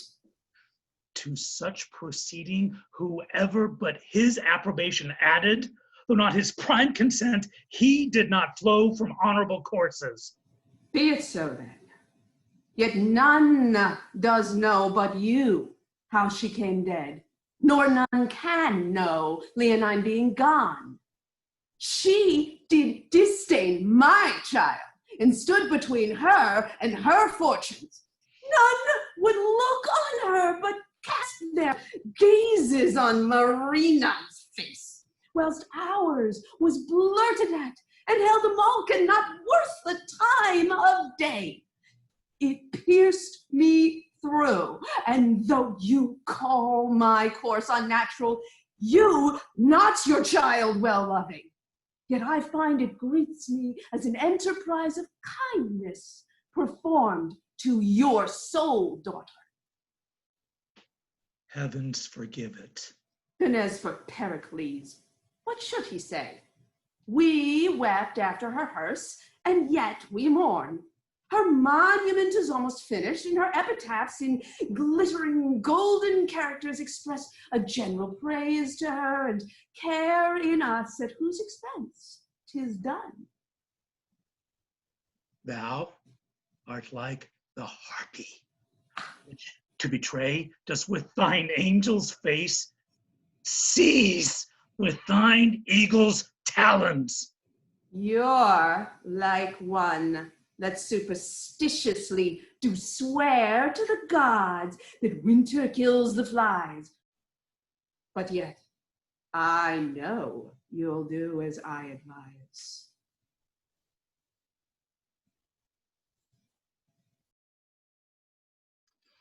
Thus time we waste, and longest leagues make short. Sail seas and cockles have and wish but fort, making to your imagination, from bourn to bourn, region to region. By you being pardoned, we commit no crime. to use one language in each several clime, where our scenes seem to live. I do beseech you, to learn of me, who stand in the gaps to teach you the stages of our story. Pericles is now again thwarting the wayward seas, attended on by many a lord and knight, to see his daughter, all his life's delight. Old Helicanus goes along behind, is left to govern it. You bear in mind, old Escanes, who Helicanus late advanced in time to great and high estate. Well sailing ships and bounteous winds have brought this king to Tarsus, think his pilot thought. So with his steerage shall your thoughts grow on, to fetch his daughter home, who first is gone. Like motes and shadows, see them move a while, your ears unto your eyes I'll reconcile. See how belief may suffer by foul show. This borrowed passion stands for true old woe. In Pericles, in sorrow all devoured, with sighs shot through, in biggest tears o'ershowered, leaves Tarsus and again embarks. He swears never to wash his face nor cut his hairs. He puts on sackcloth, and to sea he bears a tempest which his mortal vessel tears, and yet he rides it out. Now please you wit, the epitaph is for Marina, writ by wicked Dionysa. The fairest, sweetest, and best lies here, who withered in her spring of year. She was of Tyre, the king's daughter, on whom foul death hath made this slaughter. Marina she was called, and at her birth, Thetis being proud, swallowed some part of the earth. Therefore the earth, fearing to be overflowed, hath Titus' birth child on the heavens bestowed. Wherefore she does, and swears she'll never stint, make raging battery on shores of flint. No visor doth become black villainy, so well as soft and tender flattery. Let Pericles believe his daughter is dead, and bear his courses to be ordered by Lady Fortune, while our scene must play his daughter's woe in heavy well-a-day in her unholy service. Patience then, and think you now are all in Mytilene. Did you ever hear the like? No, nor never shall do in such a place as this, she being once gone. But to have divinity preached there, did you ever dream of such a thing? No, no. Come, I am for no more bawdy houses. Shall we go hear the Vestals sing? I'll do anything now that is virtuous, but I am out of the road of rutting forever. Well, I had rather twice the worth of her. She had ne'er come here. Fie upon her. She's able to freeze the god Priapus and undo a whole generation. We must either get her ravished or be rid of her, when she should do for clients her fitment and do me the kindness of our profession. She has me her quirks, her reasons, her master reasons, her prayers, her knees, that she would make a Puritan of the devil if he should cheapen a kiss of her. Faith, I must ravage her, or she'll defurnish us of our carrera. She makes our swearers priests.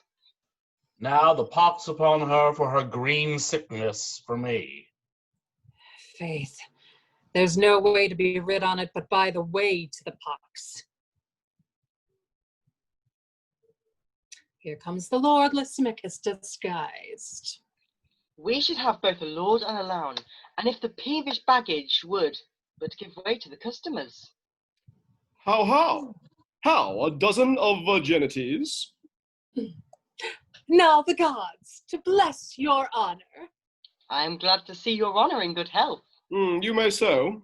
'Tis the better for you that your resorters stand upon sound legs. How now?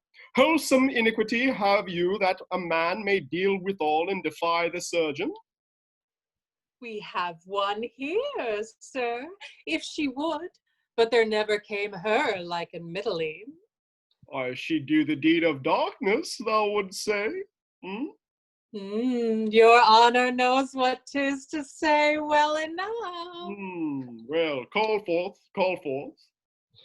4 flesh and blood, sir, white and red. You shall see a rose, and she were a rose indeed, if she had, but... What, prithee? Oh, sir, I can be modest. That dignifies the renown of a bawd no less than it gives a good report to a number to be chased. Ah, here comes that which grows to the stalk, never plucked yet, I can assure you. Is she not a fair creature? Faith, she would serve long after a long voyage at sea. Well, there's for you. Leave us. I beseech your honor, give me leave, a word, and I'll have done presently. I beseech you, do. First, I would have you note, this is an honorable man. I desire to find him so that I may worthily note him. Next, he is the governor of this country, and a man whom I am bound to. If he govern the country, you are bound to him indeed, but how honorable he is in that I know not. Pray you, without any more virginal fencing, will you use him kindly? He will line your apron with gold. What he will do graciously, I will thankfully receive. How you done? My lord, she's not paced yet.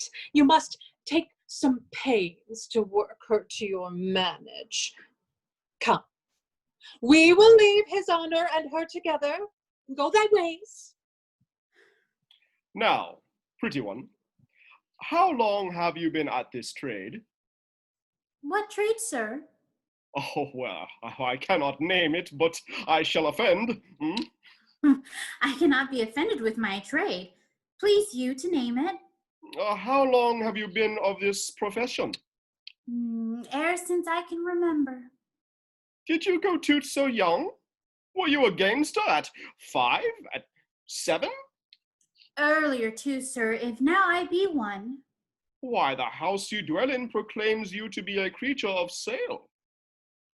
Do you know this house to be a place of such resort and will come to it? I hear say that you're of honorable parts and are the governor of this place. Why hath your principal made known unto you who I am? Well, who is my principal? Why, your herb woman, that she sets seeds and roots of shame and iniquity. Oh, you have heard of something of my power, and so stand aloof for some serious wooing. But I protest to thee, pretty one. My authority shall not see thee, or else look friendly upon thee. Come, bring me to some private place. Come. If you were born to honor, show it now. If put upon you, make the judgment good that thought you worthy of it. Now, how's this? Some more. Be sage. For me that I am a maid, though most ungentle fortune have placed me in this sty, where since I came diseases have been so dearer than physics, that the gods would set me free from this unhallowed place, though they did change me to the meanest bird that flies in the purest air. I did not think thou couldst have spoke so well. Ne'er dreamt thou couldst. Had I brought hither a corrupted mind, thy speech had altered it. Hold, there's gold for thee. Persever in that clear way thou goest, and the gods strengthen thee. The good gods preserve you. No, for me, you thoughten that I came with no ill intent. For to me the very doors and windows savour vilely. Fare thee well. Thou art a piece of virtue, and I doubt not that thy training hath been noble. Here, hold, here's more gold for thee. A curse upon him, die he like a thief who that robs thee of thy goodness. If thou dost hear from me, it shall be for thy good.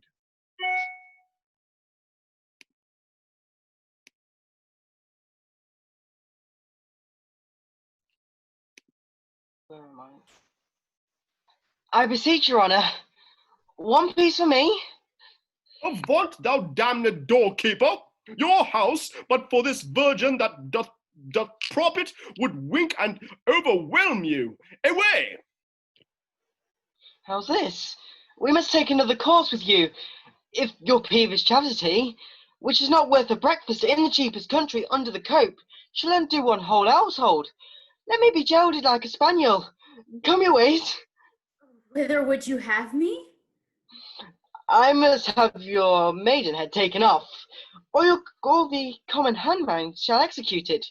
Come your way. We have no more gentlemen driven away. Come your way, I say. How now? What's the matter? Worse and worse, mistress. She has here spoken holy words to Lord Lishmas. Oh, abominable! He makes our profession, as it were, to stink afore the face of gods.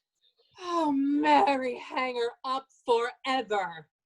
The nobleman would have dealt with her like a nobleman, and she sent away him as cold as a snowball, saying his prayers too. Bolt, take her away, use her at thy pleasure, crack the glass of her virginity, and make the rest malleable. If she was a thornier piece than ground, then she is. She shall be ploughed. Hark, you gods! Oh, she conjures. Away with her! Would she had never come within my doors. Mary, hang you! She's born to undo us. Will you not go the way of womankind? Mary, come up, my dish of chastity with rosemary and bays. Come, mistress. Come your way with me. Whither wilt thou have me? To take from you the jewel you hold so clear. Prithee, to tell me one more thing first. Come now, your one thing. What canst thou wish thine enemy to be? I could wish him to be my master, or rather, my mistress. Neither of these are so bad as thou art, since they do better in thee in their command. Thou hold'st a place for which the pain's fiend or pell would not in reputation change. Thou art the damned doorkeeper to every coistrel that comes inquiring for his tib. To the choleric fisting of every rogue thy eat is liable. Thy food is such as hath been beheld by uninfected lungs. What would you have me do? Go to the wars with you, where a man may serve 7 years for the loss of a leg, and not have enough money in the end to buy him a wooden one? Do anything but this thou dost. Empty old receptacles, or common chores, or filth. Serve by indenture to the common hangman. Any of these ways are yet better than this. For what thou professes, a baboon could he speak, would own a name too dear, that the gods would safely deliver me from this place. Here's gold for thee. If that thy master would gain by me, proclaim that I can sing, weave, sew, dance with other virtues which I will keep from boast, and will undertake all these to teach. I doubt not, but this populous city will yield many scholars. But you can teach all this you speak of. Prove that I cannot. Take me home again and prostitute me to the basest groom that doth frequent your house. Well, I will see what I can do for thee. If I can place thee, I will. But among honest women. Faith, my acquaintance lies little amongst them, but since my master and mistress hath brought you, there is no going but by their consent. Therefore, I will make them acquainted with your purpose, and I doubt not but I shall find them tractable enough. Come, I will do for thee what I can. Come your ways. Marina, thus the brothel scapes, and chances into an honest house, our story says. She sings like one immortal, and she dances as goddess-like to her admired lays. Deep clerks she dumbs, and with her needle composes nature's own shape of bud, bird, branch, or berry, that even her art sisters, the natural roses, her inkle silk twin with the ruby cherry, that pupils lacks she none of noble race, who pour the bounty on her, and her gain she gives the cursed bawd. Here we her place, and to her father turn our thoughts again, where we left him on the sea.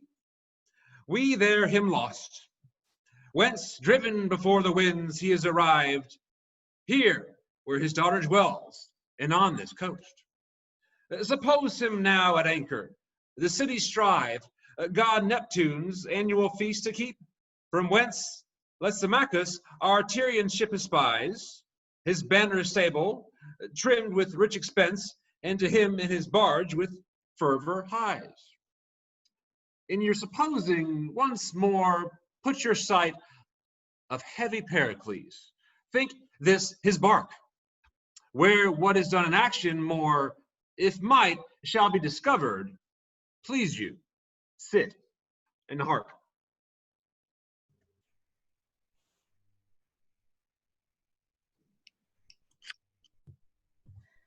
Where is Lord Helicanus? He can resolve you. Oh, here he is. Sir, there is a barge put off from Mitylene, and in it is Lysimachus, the governor, who craves to come aboard. What is your will? That he have his. Call up some gentlemen. Oh, gentlemen, my lord calls. Does your lord call? Gentlemen, there are some of worth would come aboard. I pray, greet him fairly. This is the man that can, in aught you would, resolve you. Hail, reverend sir! The gods preserve you! And you, to outlive the age I am and die as I would do. Ah, you wish me well.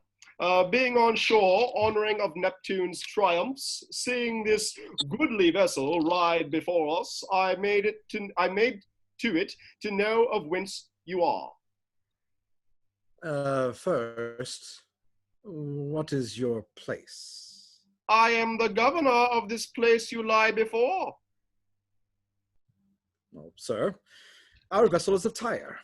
In it, the king, a man who for this 3 months hath not spoken to anyone nor taken sustenance but to prorogue his grief. Upon what ground is his distemperature? Twould be too tedious to repeat. But the main grief springs from the loss of a beloved daughter and a wife. May we not see him? You may, but bootless is your sight. He will not speak to any. Yet let me obtain my wish. Behold him. This was a goodly person, till the disaster of that one mortal night drove him to this. Sir King, all hail. The gods preserve you. Hail, royal sir. It is in vain. He will not speak to you.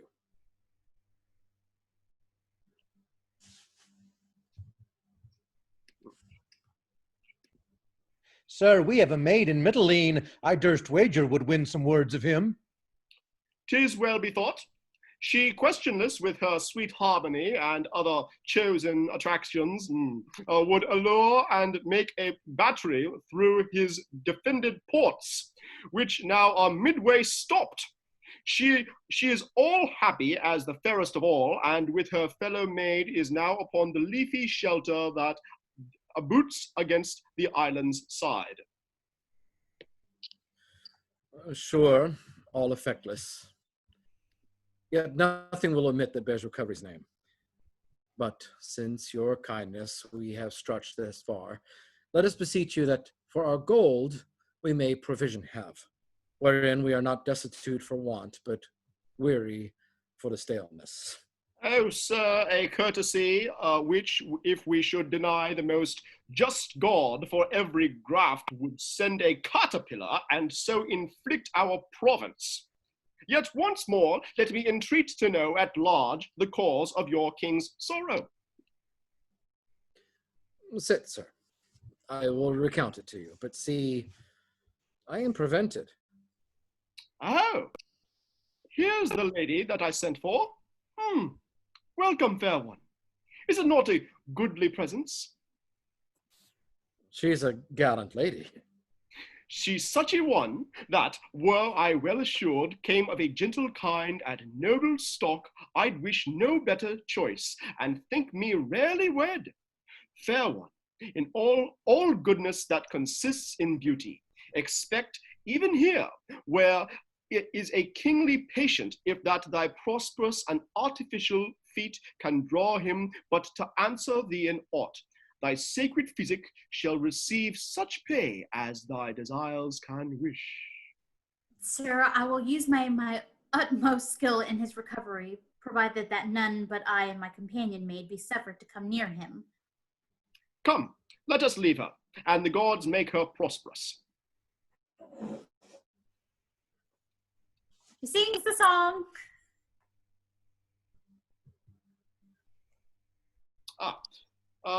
Marked you his music? No, nor looked on us. See, she will speak to him. Hail, sir, my lord, lend ear. I am a maid, my lord, that ne'er before invited eyes, but have been gazed on like a comet. She speaks, my lord, that maybe hath endured a grief might equal yours, if both were justly weighed. Though wayward fortune did malign my state, my derivation was from my ancestors, who stood equivalent with mighty kings, but hath rooted out my parentage, and to the world in awkward casualties bound me in servitude. Oh, I will detest, but there is something glows upon my cheek and whispers in my eye, go not till he speaks. My fortunes, parentage, good parentage to equal mine. Was it not thus? What say you? I said, my lord, if you did know my parentage, you would not do me violence. I do think so. Pray you, turn your eyes upon me. You're like something that what countrywoman? Here are these shores. No, not of any shores, yet I was mortally brought forth, and am no other than I appear. I am great with woe, and shall deliver weeping. My dearest wife was like this maid, and such a one my daughter might have been. Like Queen Square Brows. Her stature to an inch, as one like straight as silver voiced. Her eyes as jewel-like and cased as richly in paste another Juno, who starves the ears she feeds and makes them hungry the more she gives them speech. Where do you live? Where I am but a stranger, from the deck you may discern the place. Where were you born, and how achieved you these endowments which you make more rich to owe? If I should tell my history, it would seem like lies sustained in the reporting. Prithee, speak. Falseness cannot come from thee, for thou lookest modest as justice, and thou seemest a palace for the crowned truth to dwell in. I will believe thee and make my senses credit thy relation to points that seem impossible, for thou lookest like one I loved indeed. What were thy friends? Didst thou not say when I did push thee back, which was when I perceived thee, that thou camest from good descending? So indeed I did. Report thy parentage. I think thou saidst thou hadst been tossed from wrong to injury, and that thou thoughtst thy griefs might equal mine if both were opened. Such thing I said, and said no more, but what my thoughts did warrant me was likely. Tell thy story. If thine considered prove the 1,000 part of my endurance, thou art a man, and I have suffered like a girl, yet thou dost look like patience, gazing on kings' graves and smiling in extremity out of act. What were thy friends? How lost thou them? Thy name, my most kind virgin, recount, I do beseech thee, come, sit by me. My name is Marina.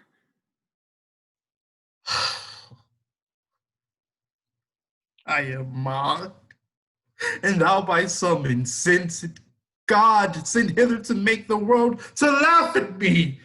Patience, good sir, or here I seize. Nay, I'll be patient. Thou little knowest how thou dost startle me to call thyself Marina. Name was given me by one that had some power, my father, a king. How, a king's daughter, and called Marina? You said you would believe me, but not to be a troubler of your peace. I will end here. But are you flesh and blood? Have you a working pulse, and are no fairy? Ocean, well, speak on. Where were you born, and wherefore called Marina? Called Marina, for I was born at sea. At sea? What mother? My mother was the daughter of a king who died the minute I was born, as my good nurse, Lycorida, hath oft delivered weeping. Stop there a little. This is the rarest dream that ere dull sleep did mock sad fools withal. This cannot be my daughter. My daughter buried. Well, where were you bred? I'll hear you more to the bottom of your story and never interrupt you. Scorn? Believe me, 'twere best I did give o'er. I will believe you by the syllable of what you shall deliver. Yet give me leave. How came you in these parts? Where were you bred? The king, my father, did in Tarsus leave me, till cruel Cleon with his wicked wife did seek to murder me, and having wooed a villain to attempt it, who, having drawn to it, a crew of pirates came and rescued me, brought me to Metylene, but, good sir, whither you will have me. Why do you weep? It may be you think me an impostor. No, good faith, I am the daughter to King Pericles, if good King Pericles... Oh, Helicanus! Calls, my lord. Thou art a grave and noble counselor. Most wise in general, tell me if thou canst what this maid is, or what it is like to be that thus hath made me weep. I know not, but here's the regent, sir, of Midlane, speaks nobly of her. She never would tell her parentage, being demanded that she would sit still and weep. Oh, Helicanus, strike me, honored sir! Give me a gash, put me to present pain! Let this great sea of joys rushing upon me and o'erbear the shores of my mortality and drown me with their sweetness. Oh, come hither, thou that begettest him that did thee beget. Thou that wast born at sea, buried at Tarsus, and found at sea again. Helicanus, down on thy knees. Thank the holy gods as loud as thunder threatens us. This is Marina. What was thy mother's name? Tell me, but that for truth can never be confirmed enough. Thou doubts did ever sleep. First, sir, I pray, what is your title? I am Pericles of Tyre. But tell me now my drowned queen's name, as in the rest you said, thou hast been godlike perfect, the heir of kingdoms, and another life to Pericles thy father. It is no more to be your daughter than to say my mother's name was Thaisa. Thaisa was my mother, who did end the minute I began.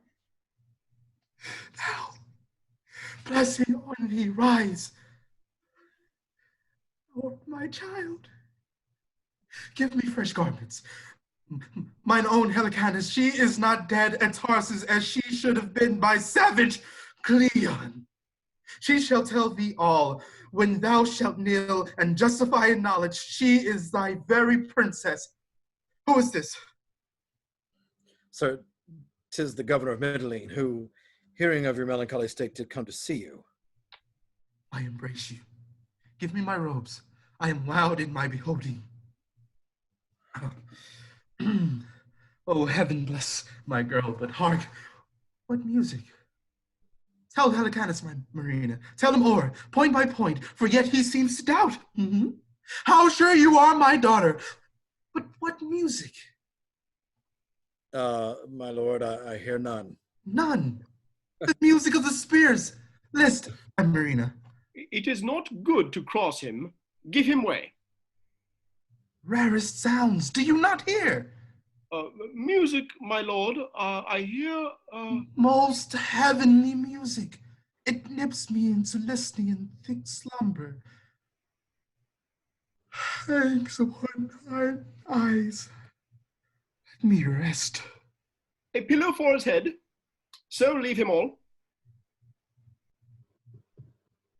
Well, my companion friends, if this but answer to my just belief, I'll well remember you.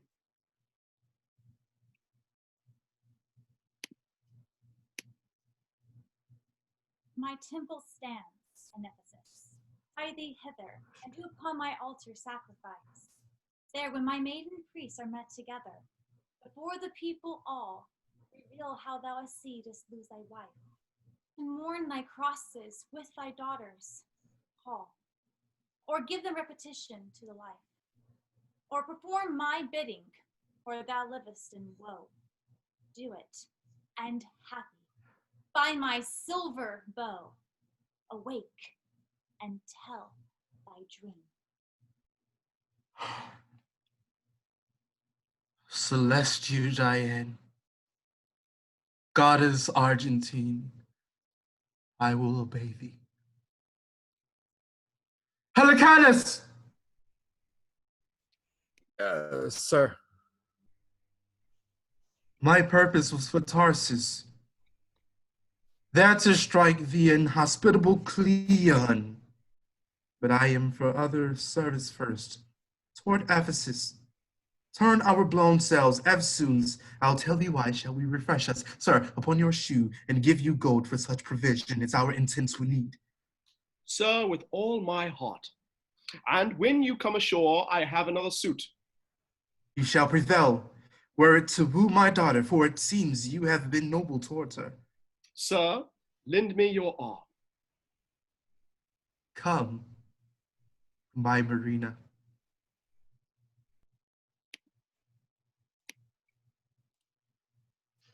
Now our sands are almost run, more a little, and then dumb. This my last boon give me, for such kindness much must relieve me, that you aptly will suppose what pageantry, what feats, what shows, what minstrelry and pretty din the regent made in Mitylene to greet the king.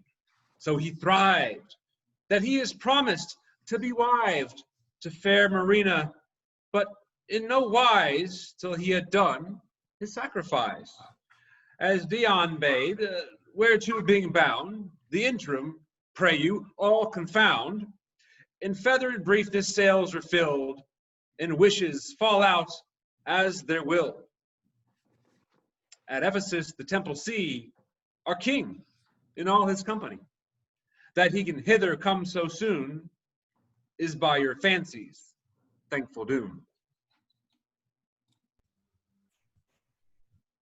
Hail Diane, to perform thy just command, I here confess myself the king of Tyre, who, frighted from my country, did wed at Pentapolis, the fair Tyre. At sea in childbed died she, but brought forth a maid child called Marina, whom, oh, goddess, where is yet thy silver livery? She at Tarsus was nursed with Cleon, who at 14 years He sought to murder, but her better stars brought her to Mytilene, against whose shore riding her fortunes brought the maid aboard us, where, by her own most clear remembrance, she made known herself my daughter. Voice and favor, you are royal Pericles? What means the nun? She dies. Help, gentlemen. Noble sir, if you have told Diana's altar true, this is your wife. Reverend Appear, no. I threw her overboard with these very arms. Upon this coast, I warrant you. 'Tis most certain. Look to the lady. Oh, she's but overjoyed. Early one blustering morn, this lady was thrown upon this shore. I oped the coffin, found there rich jewels, recovered her, and placed her here in Diana's temple. May we see them? Great sir, they shall be brought you to my house, whither I invite you. Look, Thaisa is recovered. Oh, let me look. If he be none of mine, my sanctity will my sense bend. No licentious ear, but curb it spite of seeing. Oh, my lord, are you not Pericles? Like him you spake, and like him you are. Did you not name a tempest, a birth, and a death? The voice of death, Thaisa. That Thaisa am I, supposed dead and drowned. Immortal Diane! Now I know you better. When we with tears parted Pentapolis, the king my father gave you such a ring. This! Oh, more you gods! Your present kindness makes my past misery sports. You shall do well that on the touching of her lips I may melt and no more be seen. Come, be buried a second time within these arms. My heart leaps to be gone into my mother's bosom. Look who kneels here. Flesh of thy flesh, Thaisa. Thy burden at the sea and called Marina, for she was yielded there. Blessed and my own. Hail, madam, and my queen. I know you not.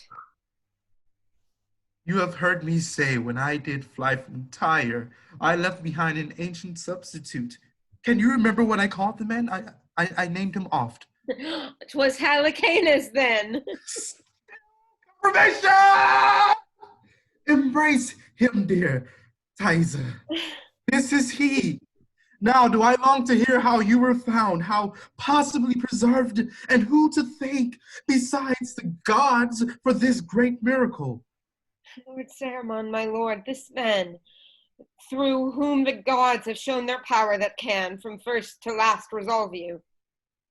Reverend sir, the gods can have no mortal officer more like a god than you. Will you deliver how this dead queen relives?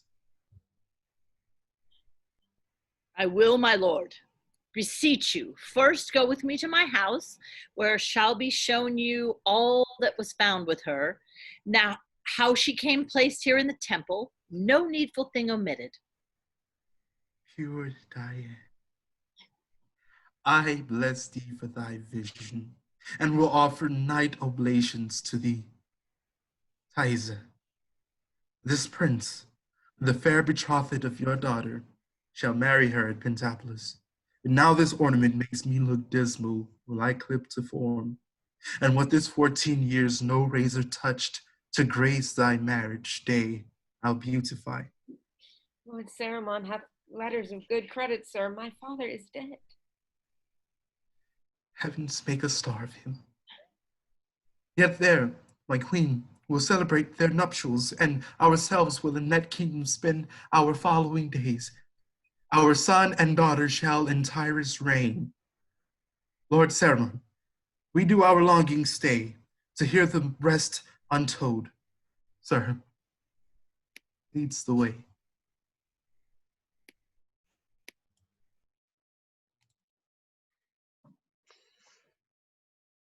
In Antiochus and his daughter you have heard of monstrous lust, the due and just reward. In Pericles his queen and daughter seen, although assailed with fortune fierce and keen. Virtue preserved from fell destruction's blast, led on by heaven and crowned with joy at last. And Helicanus may you well descry a figure of truth, of faith, of loyalty. In reverend ceremony there well appears the worth that learned charity eye wears. For wicked Cleon and his wife, when fame had spread their cursed deed and honored name, of Pericles to rage the city turn, that him in his they in his palace burn.